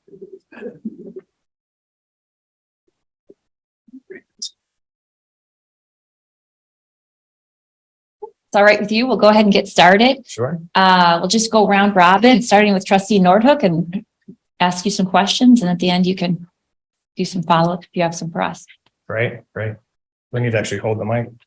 Do you know? I think it was okay down the table, the last one. Okay. Do you think that it was What do you okay think, last time, Chrissy? Chrissy? Okay, well, then they must have heard it. I think you're fine. We can hear you okay. Okay, great. Good afternoon and welcome. Thank you. So I just have a few simple questions for you. Sure. Where you're at now, do you currently have an assistant manager? The way that Canton Township's made up, I'm actually one of 6 in the leadership role. And I actually have a deputy that helps oversee. Okay, I just want you to understand, we don't have an assistant township manager. It's going to be you. Right. Yep. And previous experience, I did not have an assistant, so I'm used to that Okay. environment as well. Good. Right now in Canton Township, you guys have your own water, your own sewer. We get our water from LEWA, which is the Great Lakes Water Authority. It supplies it through most of the Metro Detroit area, but we do have a booster station. That's a $2 million tank where we do manage our flows and our peak time. And then sewer. We have our own water and sewer system that we maintain, but we don't process it. Okay. And then do you have your own police department? We do. Any union employees? Yes. Quite a few unions. We don't have any of that stuff. No unions in Cascade? No unions, Wow. no water, no sewer. We contract police with the county, so we're pretty simple here. All right. We have to go looking for our problems. So,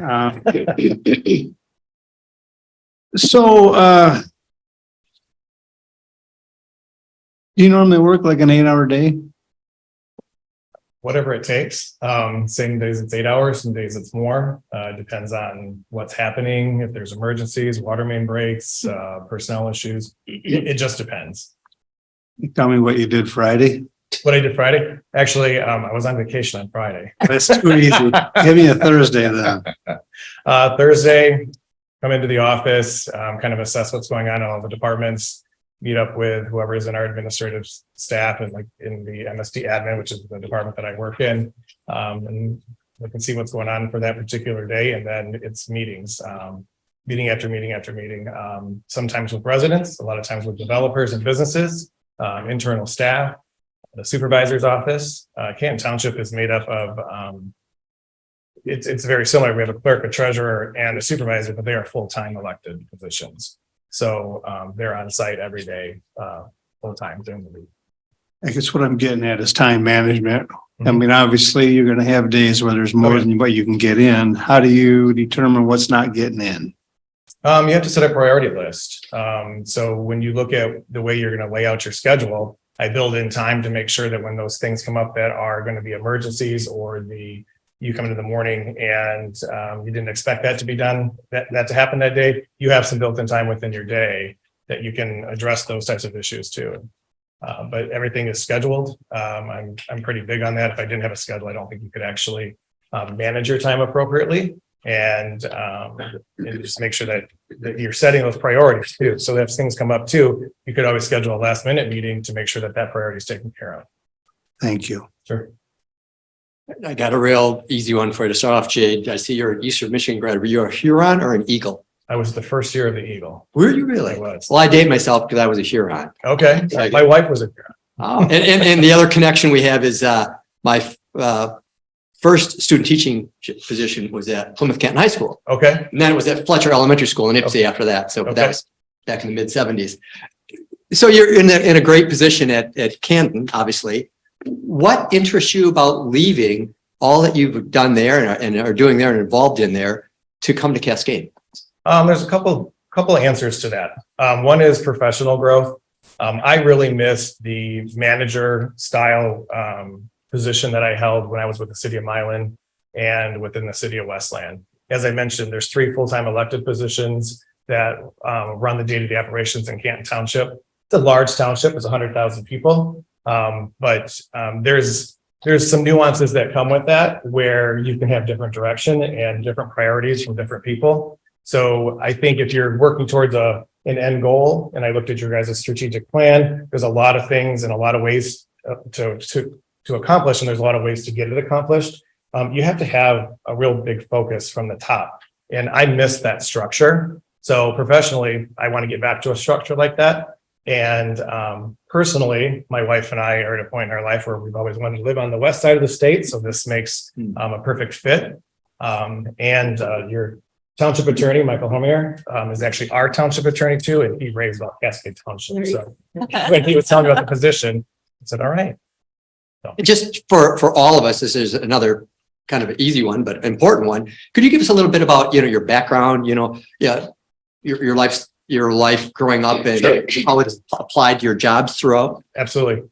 So I was born and raised just outside East Lansing, Michigan. And then from there, I went to Eastern Michigan. I actually was a swimmer for 18 years of my life. I swam collegiately and I was captain. So it kind of shows you my leadership skills have been there all along, even when I was a young adult. After that, I went into for a very short time, I went into retail management. And then from there, I went into banking. And from there, I spent over 10 years in the banking industry. And I love that, working with commercial business owners, working with your retail, your residents. And then it also allowed me the opportunity to get involved in the service organizations within the communities that I worked in. So I got involved in the DDA, I got involved in the Chamber of Commerce, the Rotary. And from there is how I got to meet the elected officials in the community that I worked in. And from there, I was recruited to come on board with the then mayor of the city of Westland. He was a small business owner, had been for a long time. And he wanted to run the city like a business and was looking for someone that wasn't born and raised and brought up in local government or in that bureaucracy. So he made some changes, brought me in as his controller / purchasing agent. And about a year and a half after that, I then went to his office and was the chief of staff for him, running all the departments and the day-to-day operations and representing him in his absence. And then that was about 8 years. And then from there, I had the opportunity to go and become the city administrator in the community where I actually reside. My kids were a little older, middle school, high school age. It allowed me to be right there in town and see them in their last years of their schooling before they took off for college. And I got to do some great things for the town that I live in, which was really rewarding. There, it was we have a traditional downtown. I know, again, looking at your strategic plan and looking at some of the focuses, you guys have a village. You want to create this village feel in the village district, and we have a traditional downtown, which Cascade does not. There's a lot of activities that you would want to replicate if you're trying to create that feel and recruit those developers and really look at facades and zoning and planning and what kinds of construction you want. So I see that could benefit me here in Cascade Township as well. And then after about 5-6 years of doing that, this opportunity came up in Canton. And Canton is a premier community in Metro Detroit. I think in the first interview, you said your daughter, I think, lived there. Everybody wants to live in Canton. Everybody wants to be in Canton. IKEA's in Canton. I mean, it's a very, very busy community. And this opportunity came up and I couldn't pass it up. So, Yeah, thank you very much. And- It's helpful. then here I am today. Mhm. This isn't really a question, but Richard LeBlanc and Mike Seacrest? Yes. Oh, Lord. I'm much more laid back than either of those. Okay, that's good. I know both of them from Clerk Institute. Pretty intense fellows, but Yeah. very competent. Richard LeBlanc was not the clerk when I was in Westland. He was actually our state rep at that time. Right. Yep. And then Right. he took the clerk after that.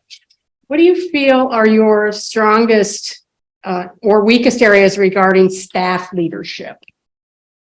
I think I'll go with my strongest first, is I have an open door policy and I really like to work with my staff. I don't want to come in and manage them on a day-to-day basis and tell them this is what you need to do.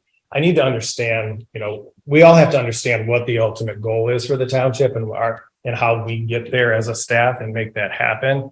And then I have to help them make sure that they understand the direction and then help them succeed so that we as a team succeed and then the board succeeds as well. And we do what's best for the township. So with my staff, I have high expectations, but I also think that I'm real about those expectations, making sure that if I have them, they understand that and that we work cohesively together to accomplish those. I would say maybe one of my weakest point with staff is, trying to think, I've never had anybody say anything. Oh, come on, there's got to be something. Well, depending on if there's a deadline, I may get a little uptight, like we're going to not meet that deadline. So I may take on a little bit more myself and then take it away from them, which is not always fair. But that does not happen very often. And I think you could probably ask anybody that's ever worked for me if I'm a fair leader and manager, and they would say yes. Thank you. Preserving and enhancing quality of life for residents here in the township is something that we hear consistently from residents. And townships, more than say home rule cities, can be vulnerable to other local units of governments or other quasi government entities, especially when it comes to developments and land uses that may not be consistent with what local residents want.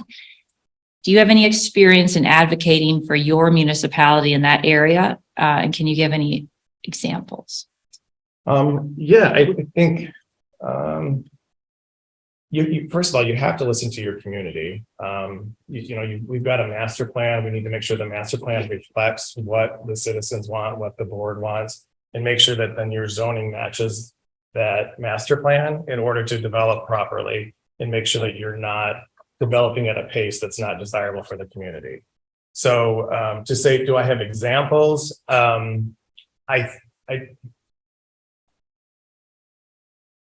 don't know that I have an example where it says we did not bring in a development or that we pushed somebody away, but we worked with them and made them go through a process to where they realized that it really wasn't going to be a good fit for them. That particular development wasn't going to work in the community there, but never to the point where they got to like an application process and it was denied. The last thing I like to do is get something to a planning commission or a board meeting or the city council meeting and have the board or city council deny it. You want to have those conversations prior to. And then I think also looking at how smart you develop. So if you do have somebody that wants to come in and develop and it's not the best use for what you think that particular property is, sometimes it's hard because zoning, you can't fight zoning sometimes. But what you can do is you can work with the developer to kind of find a happy medium. Like what can they give back to the community that would make us welcome them and then make them feel a part of the community too. Whether that's more green space, whether that's, dollars towards the pathway improvements or towards the river, which I read about. So I think there's a lot of ways you can work with the developer to kind of create a good working relationship with them and then get the residents to be okay with them being in the community. But I think it really starts with however you start your master plan. If you don't have your master plan that's laid out correctly, then you really don't have a good leg to stand on, and you need to update that to make sure that it reflects the wishes of the residents in the township. In your past experience, can you give us one or two projects that you feel that you are most proud of? Yes, I can give you two. Okay. One is really just shows you you had asked about my time management and prioritization. When I was the deputy mayor in the city of Westland, we also took on the animal of building a new city hall. And it was a $15 million building that we took over an old Circuit City and renovated that into a city hall / community center building. And I was the project lead on that. And it was quite eye-opening as to what that takes to take on a project like that and work with your owner's prep and work with your construction managers. And then, as far as picking out carpet and, what kind of seats you want, it really got to a point where it was a big task. And I was really proud to say that I led that project. It was in our Tifa district, which was also next to our shop and dine district. And it was Westland. It was a very the community was it was developed in the 1960s. Canton is just to the west of that, actually. And we were seeing a lot of big box stores closing. This is right around when the economy was taking a dive. And so we were seeing the big boxes leaving. They were all going to Canton. But so we were trying to figure out, how do we revitalize that? How do we make sure that our shop and dine district thrives? And so we built in some trail systems and some community centers or community meeting rooms and things like that within the building itself. And unfortunately, I never got to sit in the building because I took my job in Milan 10 days before they opened and moved into that city hall. But I'm still really proud of that project today. And then I'm going to call the whole city of Milan a project, because when I got to Milan, from a financial standpoint, their water and sewer fund, we had a fund balance of about $200,000, and that was a $6 million operation.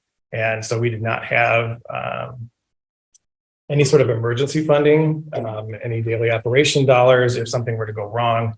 So we restructured some debt, did some different things with the contract. We contracted out the operations, did some different things with our contracts, got that fund back stable and off the watch list. And then the same thing goes for the actual city itself. When I came in, we had $1 million fund balance.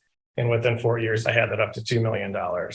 And that was really looking at opportunities like grants. It was looking at ways to use some federal dollars, some structured debt to make sure that you had enough fund balance that you could prepare for those emergencies. We also had a dam within the community that Henry Ford had built, and they actually saw a failure in that dam, and it took a lot of the general fund dollars out. So you have to be prepared for those types of things. And then, so that's two things in Milan. The third one is we had a downtown that was 90% vacant when I got there. I can't take all the credit, but I partnered with the developer that brought up 2 blocks of the downtown. We worked with the MEDC. We worked with Mishta. He did some I forget the name of them now. They were bonds, private bonds that he sold. And we partnered to make sure that he got all of the city support that he could get, tax abatements to make sure he could redevelop that downtown. And then we actually closed a road in the downtown to create a center, a town center, and a place for placemaking. And it's kind of the heartbeat of the city. And I can say today, even though I'm not there, but there's 100% occupancy rate in that downtown now, and it's thriving. And it's really, really exciting to see. So those two things, it's kind of long-winded, but they're big projects. And I think that's what I'd like to take on. And I think that's another thing that attracted me to this is looking at the opportunity and reading the job description. There's a lot of things that I think you as a board want and the community wants, and I can tackle those. Wonderful. I have just one follow-up question. Sure. The new city hall, how did it come in relation to budget? On budget. Okay. Thanks. Yep. I don't think I brought it up. Hi, Jade. I see you did budgeting with a job in Milan. Do you have a responsibility for that now? Oh, yes. Yes. Okay. How do you do your budgeting? Actually, recently I looked, and within my departments here, I have 13 budgets that I have to make sure and manage from the water. From a lot of them are enterprise funds. So our water and sewer fund, our fleet fund. So all of those, I work with my managers to make sure that those budgets are appropriate. And then we work with the finance director to make sure that those are implemented and presented to the Board of Trustees for approval at the end of the day. We kind of have an interesting budget process where we do 2-year budgets. At the time that they approve the one for the next fiscal year, they're also approving the one for the following year, although it's not really an approval till the next year, but we have that kind of forecasting. But yeah, I'm involved in every step of that budget process. Have you had to do bonding for any projects that you've had in Canton, In Canton, no. in Milan? Yes, in Milan, we did. We did bond for our water and sewer debt for some improvements on the water and sewer facility. And then we also bonded in Westland for the big project that I mentioned, the city of. So do you report your findings directly to the board? Are you the board contact person? For financing or for the finance? portion? For everything for Canton? No, we are made up of, as I said, there's 3 full-time electeds, and then we have six people that are in leadership roles. I'm over municipal services, which oversees building, planning, engineering, public works, fleet, and facilities. And then we have a finance director, a police chief, a fire chief, IT, and I'm missing one. Leisure services, which is our parks and recreation. So who is the person in Canton that attends the board meetings? I do. We all do. You all do? Yep, and I actually report out. I don't present the budget to the board on an annual basis, but I work on our budget and I take all the questions on my budgets from the board.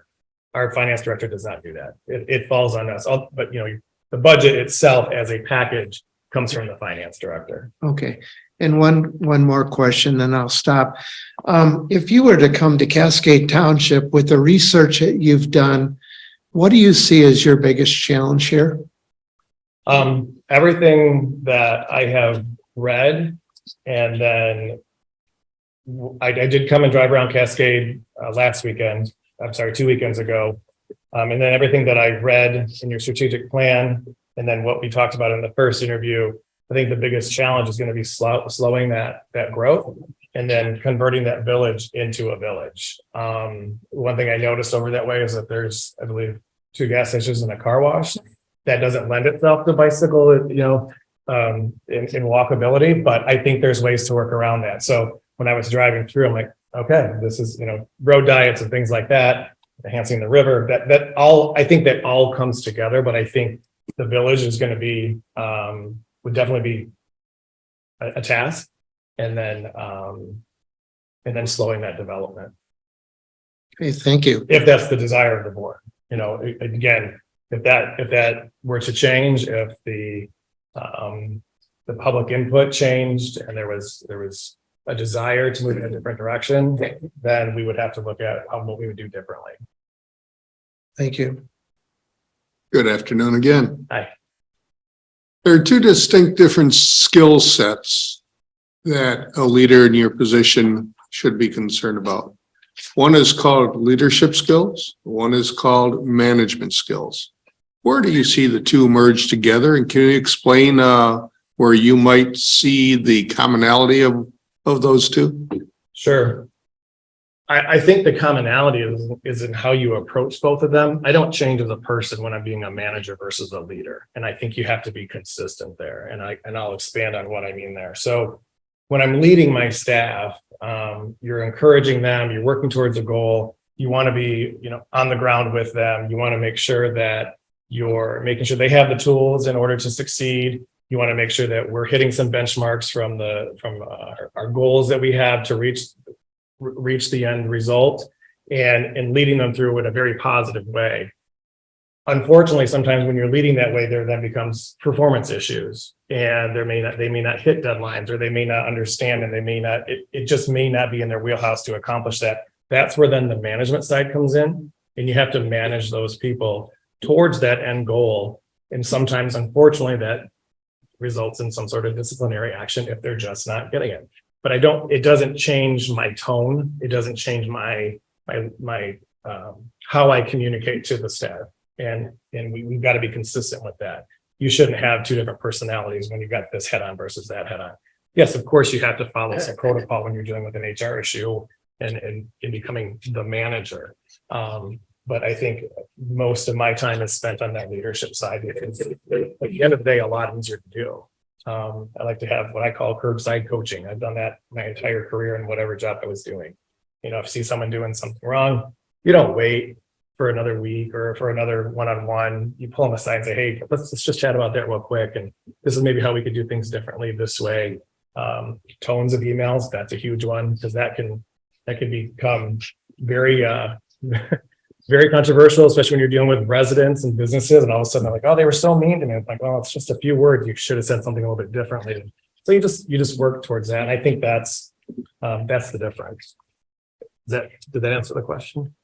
What your answer is acceptable to my question. Okay. I'm not going to coach you on what to say. Ms. Supervisor, that's. In order? How many grants have you successfully written? Probably just a handful, some local, some state. We're actually in the middle of writing a federal one right now for a sidewalk program. I can't say that I do it alone. I usually use staff to make sure we're pulling the appropriate documentation, but I would say probably 5 or 6 grants. Nice. We have a great staff, great department heads. They're type A personality. They want to push you around a little bit. They want to get their thing in there. And I need a tough guy that can keep that in check, but I also need a guy that can have some cake and ice cream with them in the break room when it's appropriate. You that guy? I am. Yep.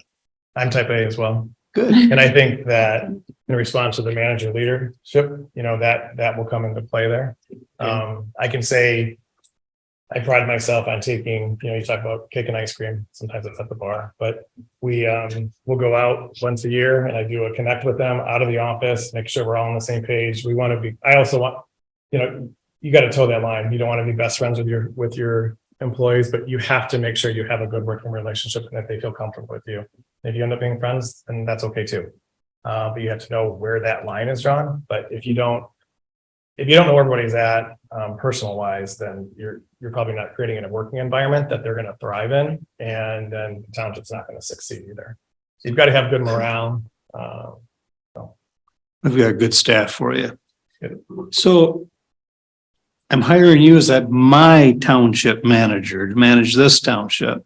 And I realize that we need to know what's going on around us in other communities and what the planning is on that. But I also don't want my township manager out of the office, 30, 40 hours a week or 20, 30 hours a week attending their meetings. I want to run my township. How do you divide your time up that way?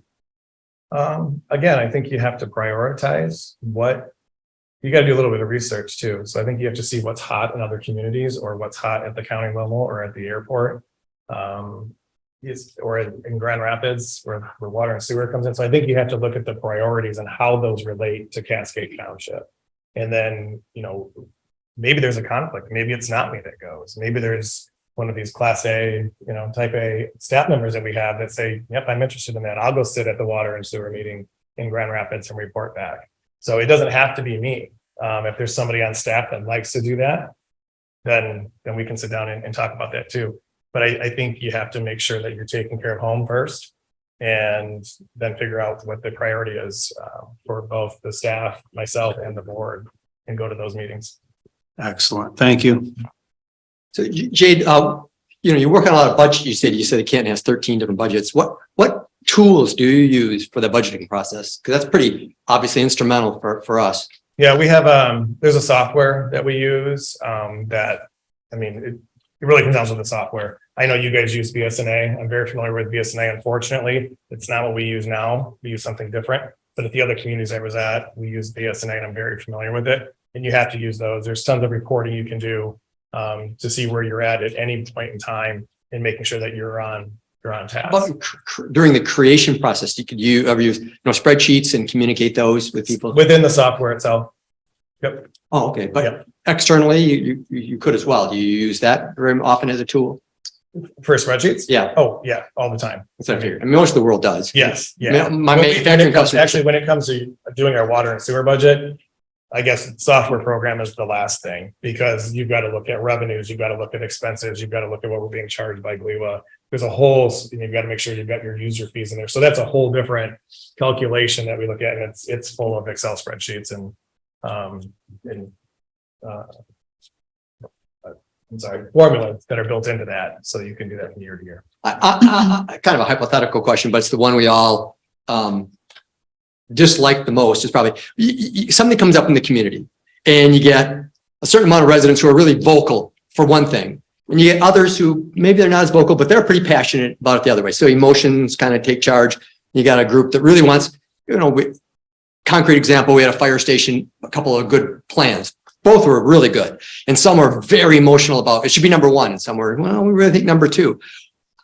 What would you, now that's up to us, the board, to have to, make that political hard decision. Anything you would do as a township manager to help coach us or suggest how we mediate this? I mean, it's going to be a personal choice potentially in the long run, but how do you help us manage those type of situations?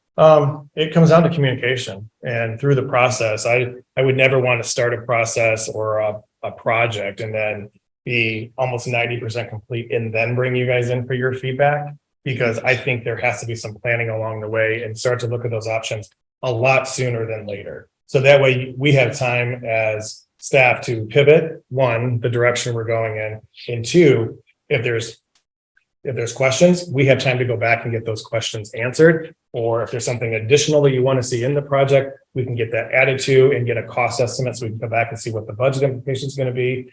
So at the end of the day, it's all about communicating and then making sure you have all the information possible that you could possibly need to make that decision.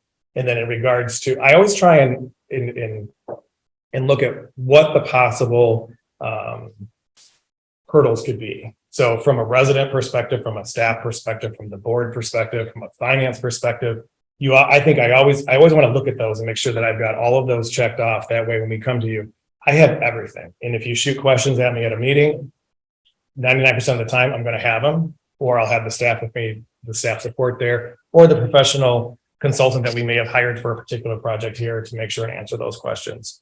But I think it really comes down to making sure that you all have all of the information that you could possibly need in front of you to make that decision. Good. Thanks. Mm-hmm.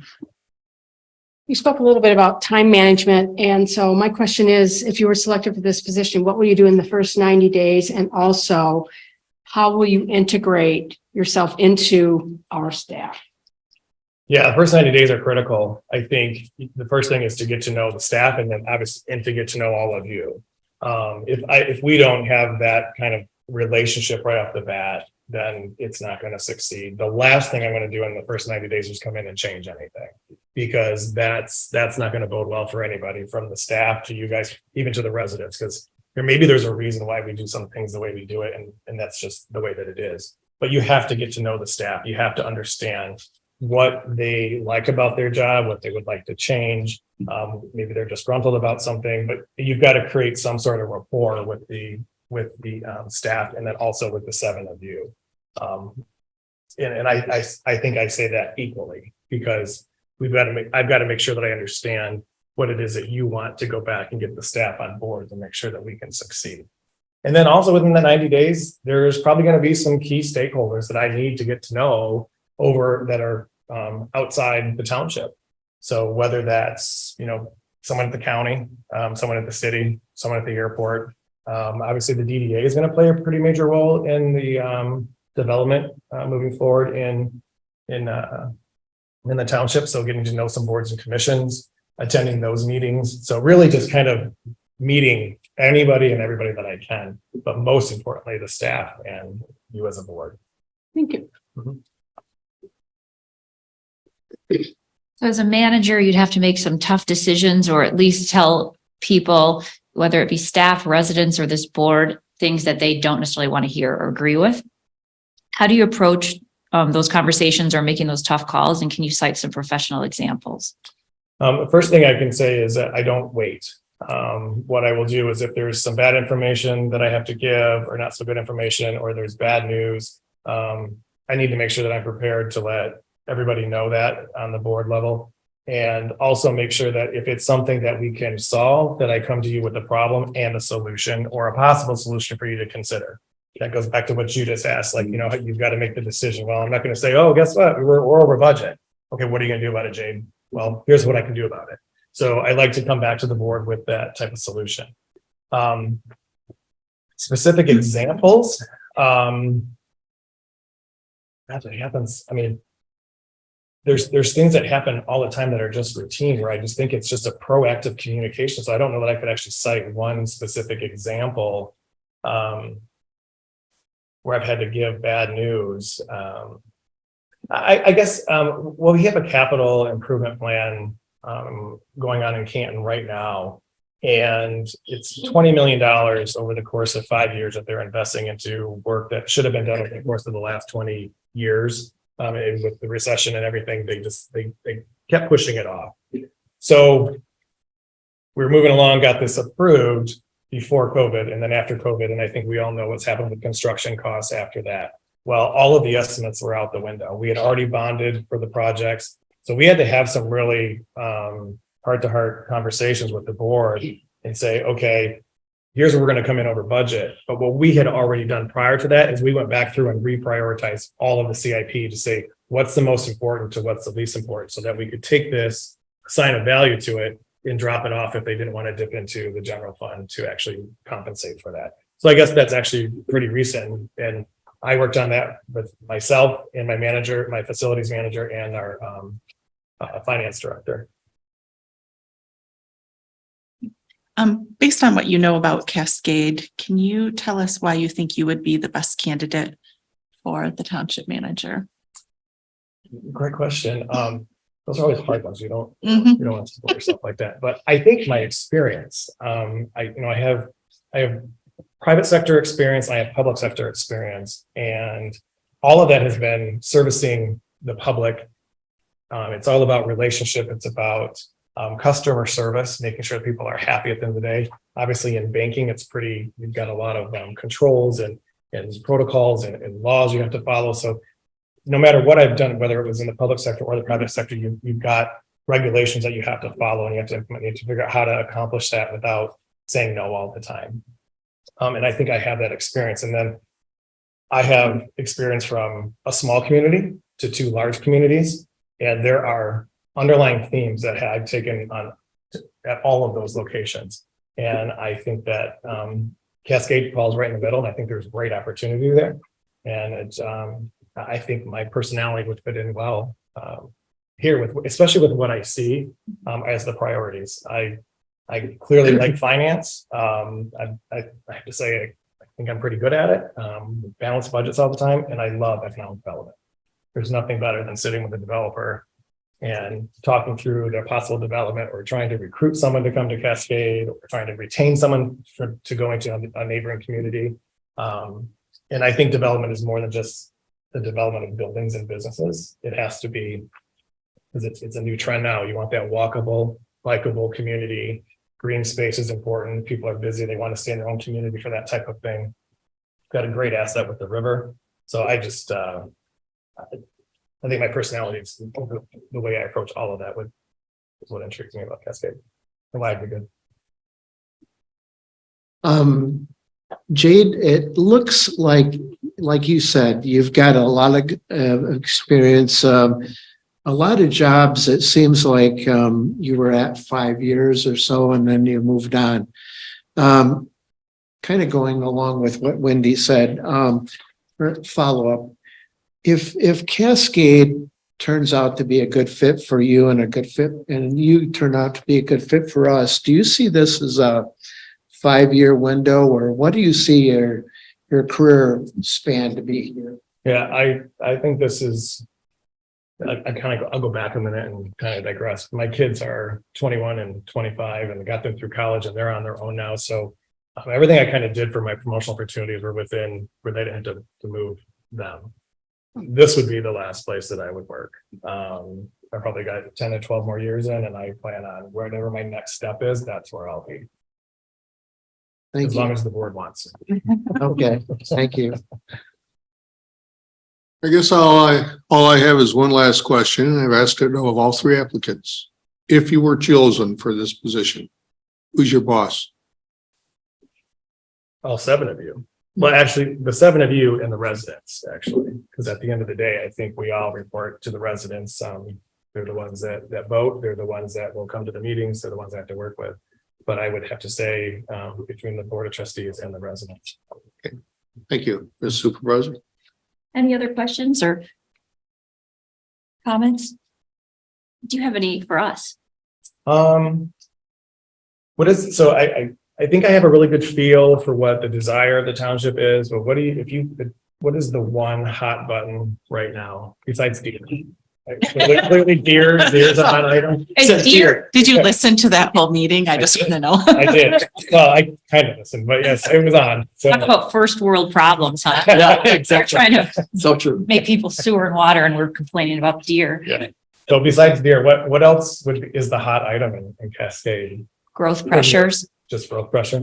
but the pressures are intense and we're part of the greater Grand Rapids area, but Cascade Township, I mean, we're fortunate. We're not an isolated community. So we really do. I think residents overwhelmingly want to preserve and maintain the character, the residential feel, the green space, but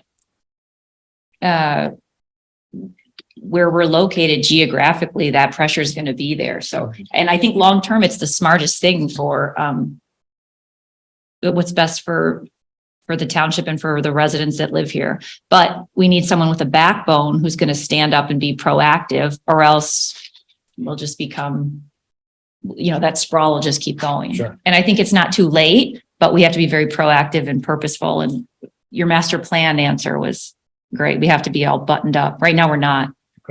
I know the planner is somewhat new to the township as well, right? Yeah, Mhm. okay. We've added it on to our township staff with some wonderful people with skills. We got an HR person. We've got a communication specialist. We've got our own in-house engineer now for those items that he can handle without us going out to a contractor. So we're definitely growing concern. And growing with that concern is everybody's got a different idea of what they want as a resident here. And so communication is essential. We've had some rocks thrown at us and we've had some bricks and boulders thrown at us. Not that we intentionally did anything wrong as the administration of the township, but that's a concern of the individual residents that you have to address if you're selected. And sometimes bringing those people that are throwing the rocks and the stones, I don't want them to come to a meeting.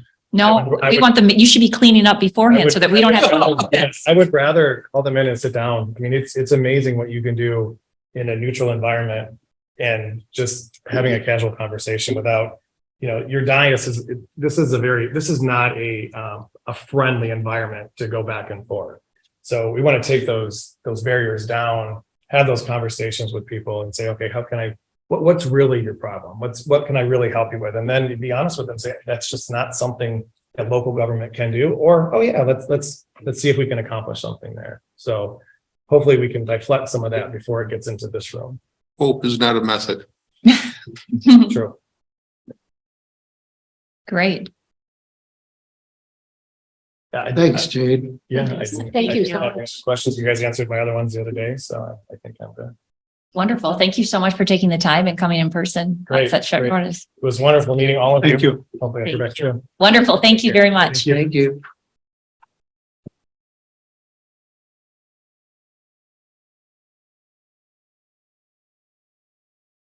I will go unless you want me to stay, because I think you're probably gonna do some discussion. You can go work. Thank you. Anybody wants it, here's my stuff. I'm gonna give it to Katie. Only Okay. if you wanna see it. Thank you, Ted. Mhm.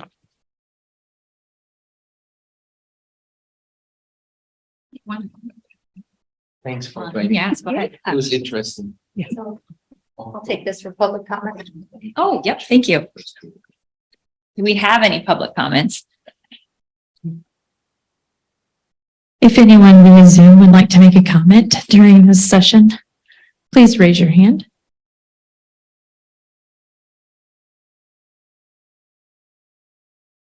Supervisor? They trust their public officials? Okay. I think I didn't notice that it makes sense that we speak as a board because we're not allowed to speak outside this meeting area.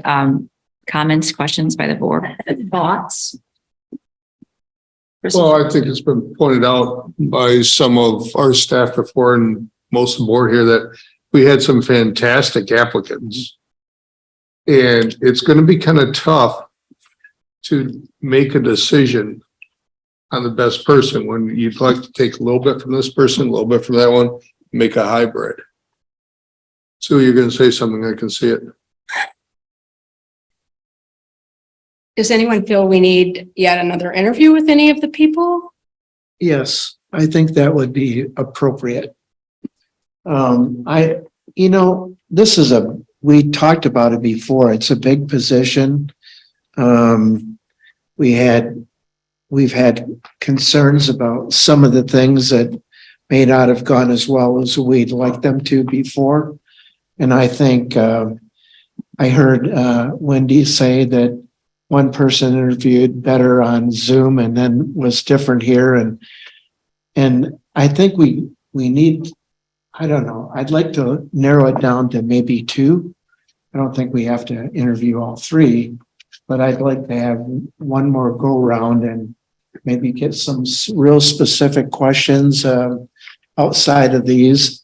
I think the one thing that we want to know for sure is that we have a manager who will be prepared to come to the meetings and not have a situation like Egypt Creek where we go on and on and on. Mm-hmm. We got to get to the, nip it in the bud. Same thing on the house that was vacant on Cascade Road. Not kicking the can down the road. We got to get issues dealt with sooner than later, because I think if we don't, what's happening now with Egypt Creek is this boiling, and we look like idiots and we can't do that. So I tried to follow up, Grace, on some things you were asking, but I didn't know how to get in a particular situation without disclosing Egypt Creek, but I'd like to get into that specifically. What about, we can check with legal counsel, but I think it's certainly appropriate if board members contact the candidates individually or just and maybe more candid. And now references are available? References. Yeah, I think that's important. I told Katie that I know that before, one thing we did, and it was effective because it ruled out one candidate. We had a psychological profile done on maybe final 2.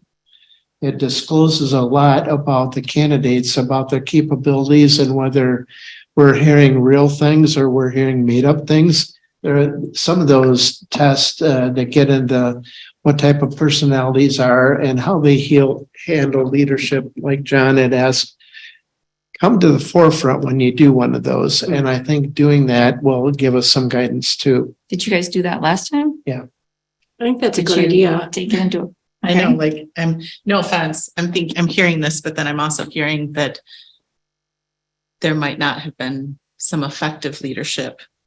And just in my experience, I work in healthcare.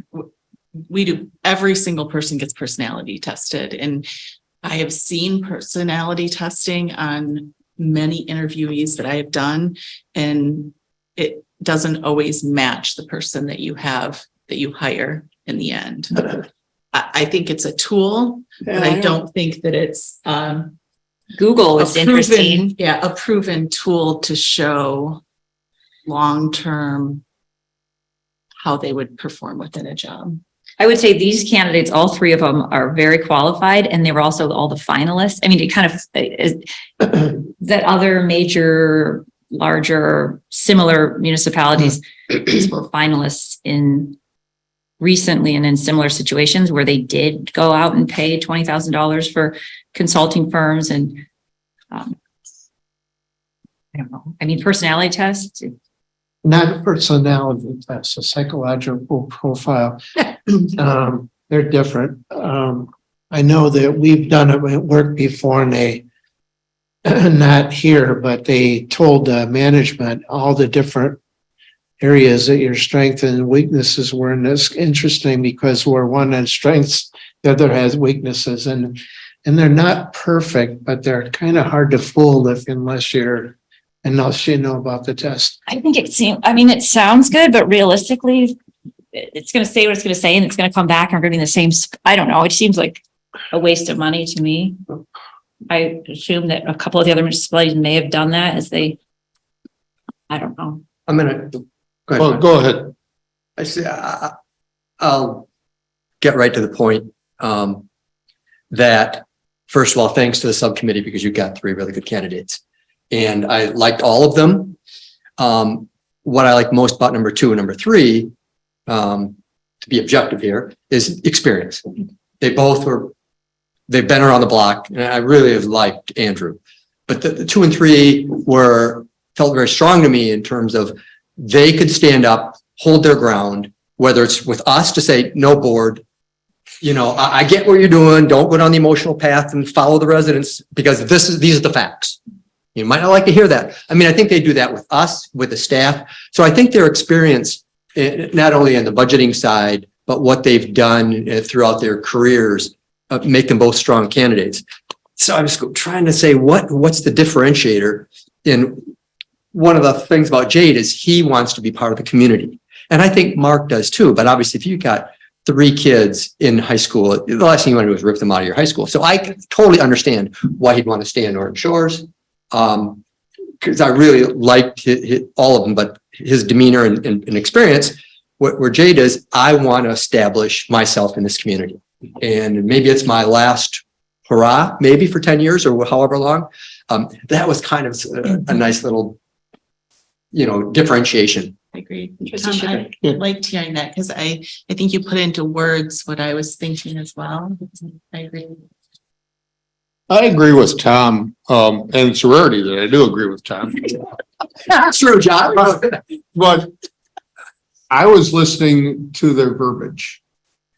And there were 2 of them that really stuck out.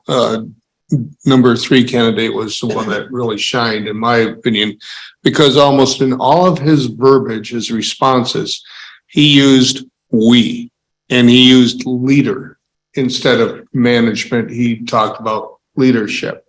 And in number 2, he used I quite a bit in his vocabulary. I did this, I did that, but that's kind of to be expected because we asked them, what do you do? So I agree with Tom in his response. And I also would not be opposed to having a second interview, but I think that we ought to cut it down to the top 2 people that we see as the best candidates for the position. Yeah. That would fit the best in the township and do the township the best job.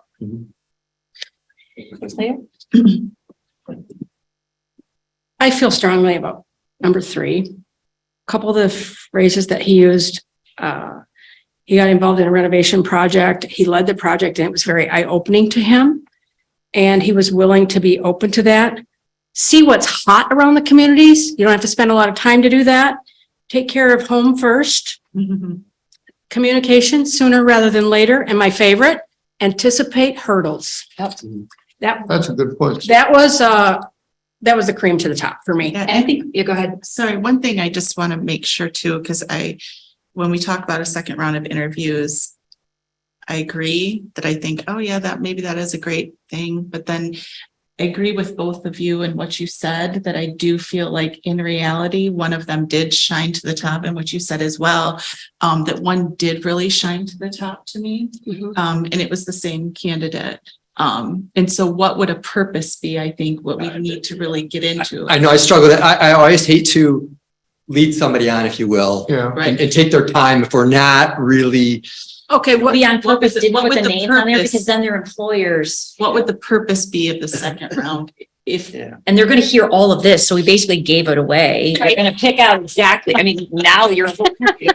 if you did a second interview with, say, candidate number 3, for example, and only 1 second interview, but you just want to do a little bit deeper dive, you could do that as well. I think about where we're at too as a community. I mean, we had Cascade We've been rapidly growing, and we got it from an administrative perspective. All three seemed like very strong administrators, very competent, and all were finalists in other, competitive jobs. So that kind of says it. But when you think about taking it to the next level and where you zero in on energy, experience, and priorities, I mean, all three of them could do a great job. But I think we need someone who's kind of been there and who gets it. And then that will also, that proactive administrative and proactive communication style. We don't need to have Egypt Crete coming. There's no reason for that. And I'm just looking forward to having someone who sees that. Closure. Oh my goodness. But at the same time, master plan, that's perfect. You don't kick it. That's where you button it up. I think, I was pretty strong for candidate one coming into this after our last, our committee.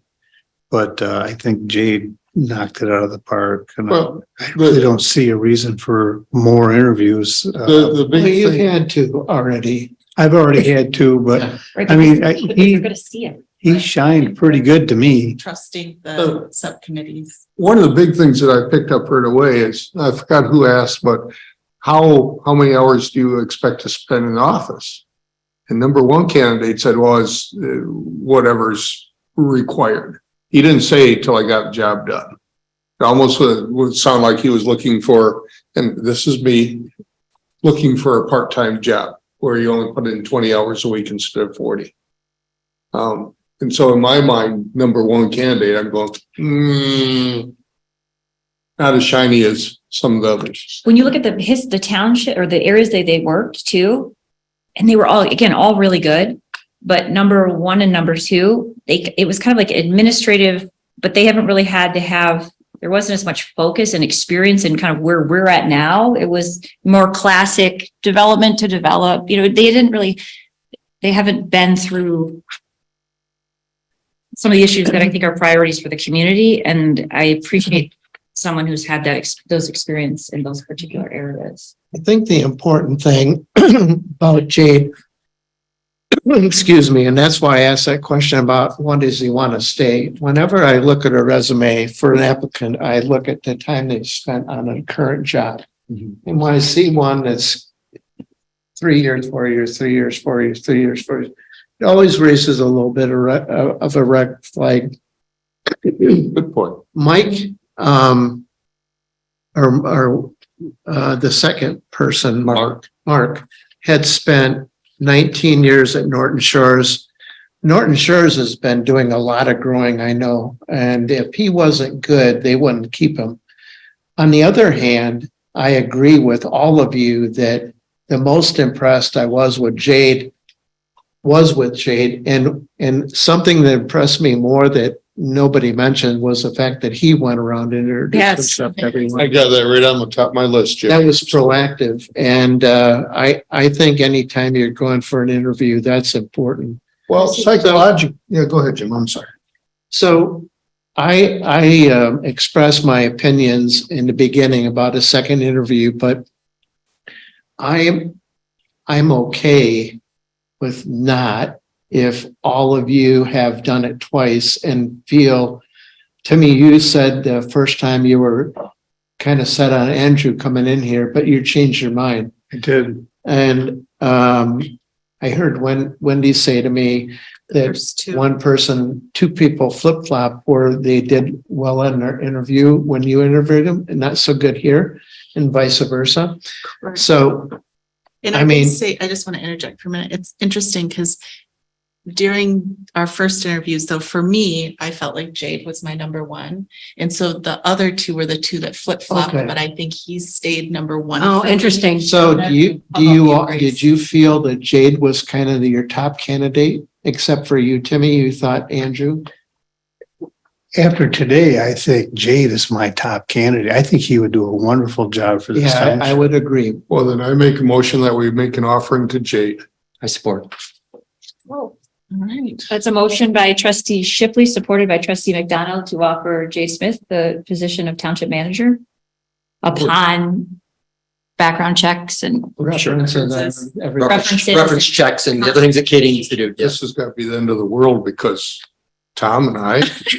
Well, that's, wait, you know, what, for all those naysayers out Since I've been sitting. Look out, the great flood's coming, guys. there, I don't see a divided board here. I think Nope. Well, anyways, my motion stands. Clerk Slater, please call the roll. Trustee Shipley, Yes, indeedy. trustee Kessel, Yes. treasurer Corrstange. Yes. Trustee McDonald. Yes. Trustee Nordhook. Yes. Clerk Slater, yes. Supervisor Lesbrunz. Yes, motion carried. So It was a Ted's tough gonna have choice. a short career. Very, very tough. That was tough and great. Literally. Are you gonna cry? We just sit back and take the cream off the top.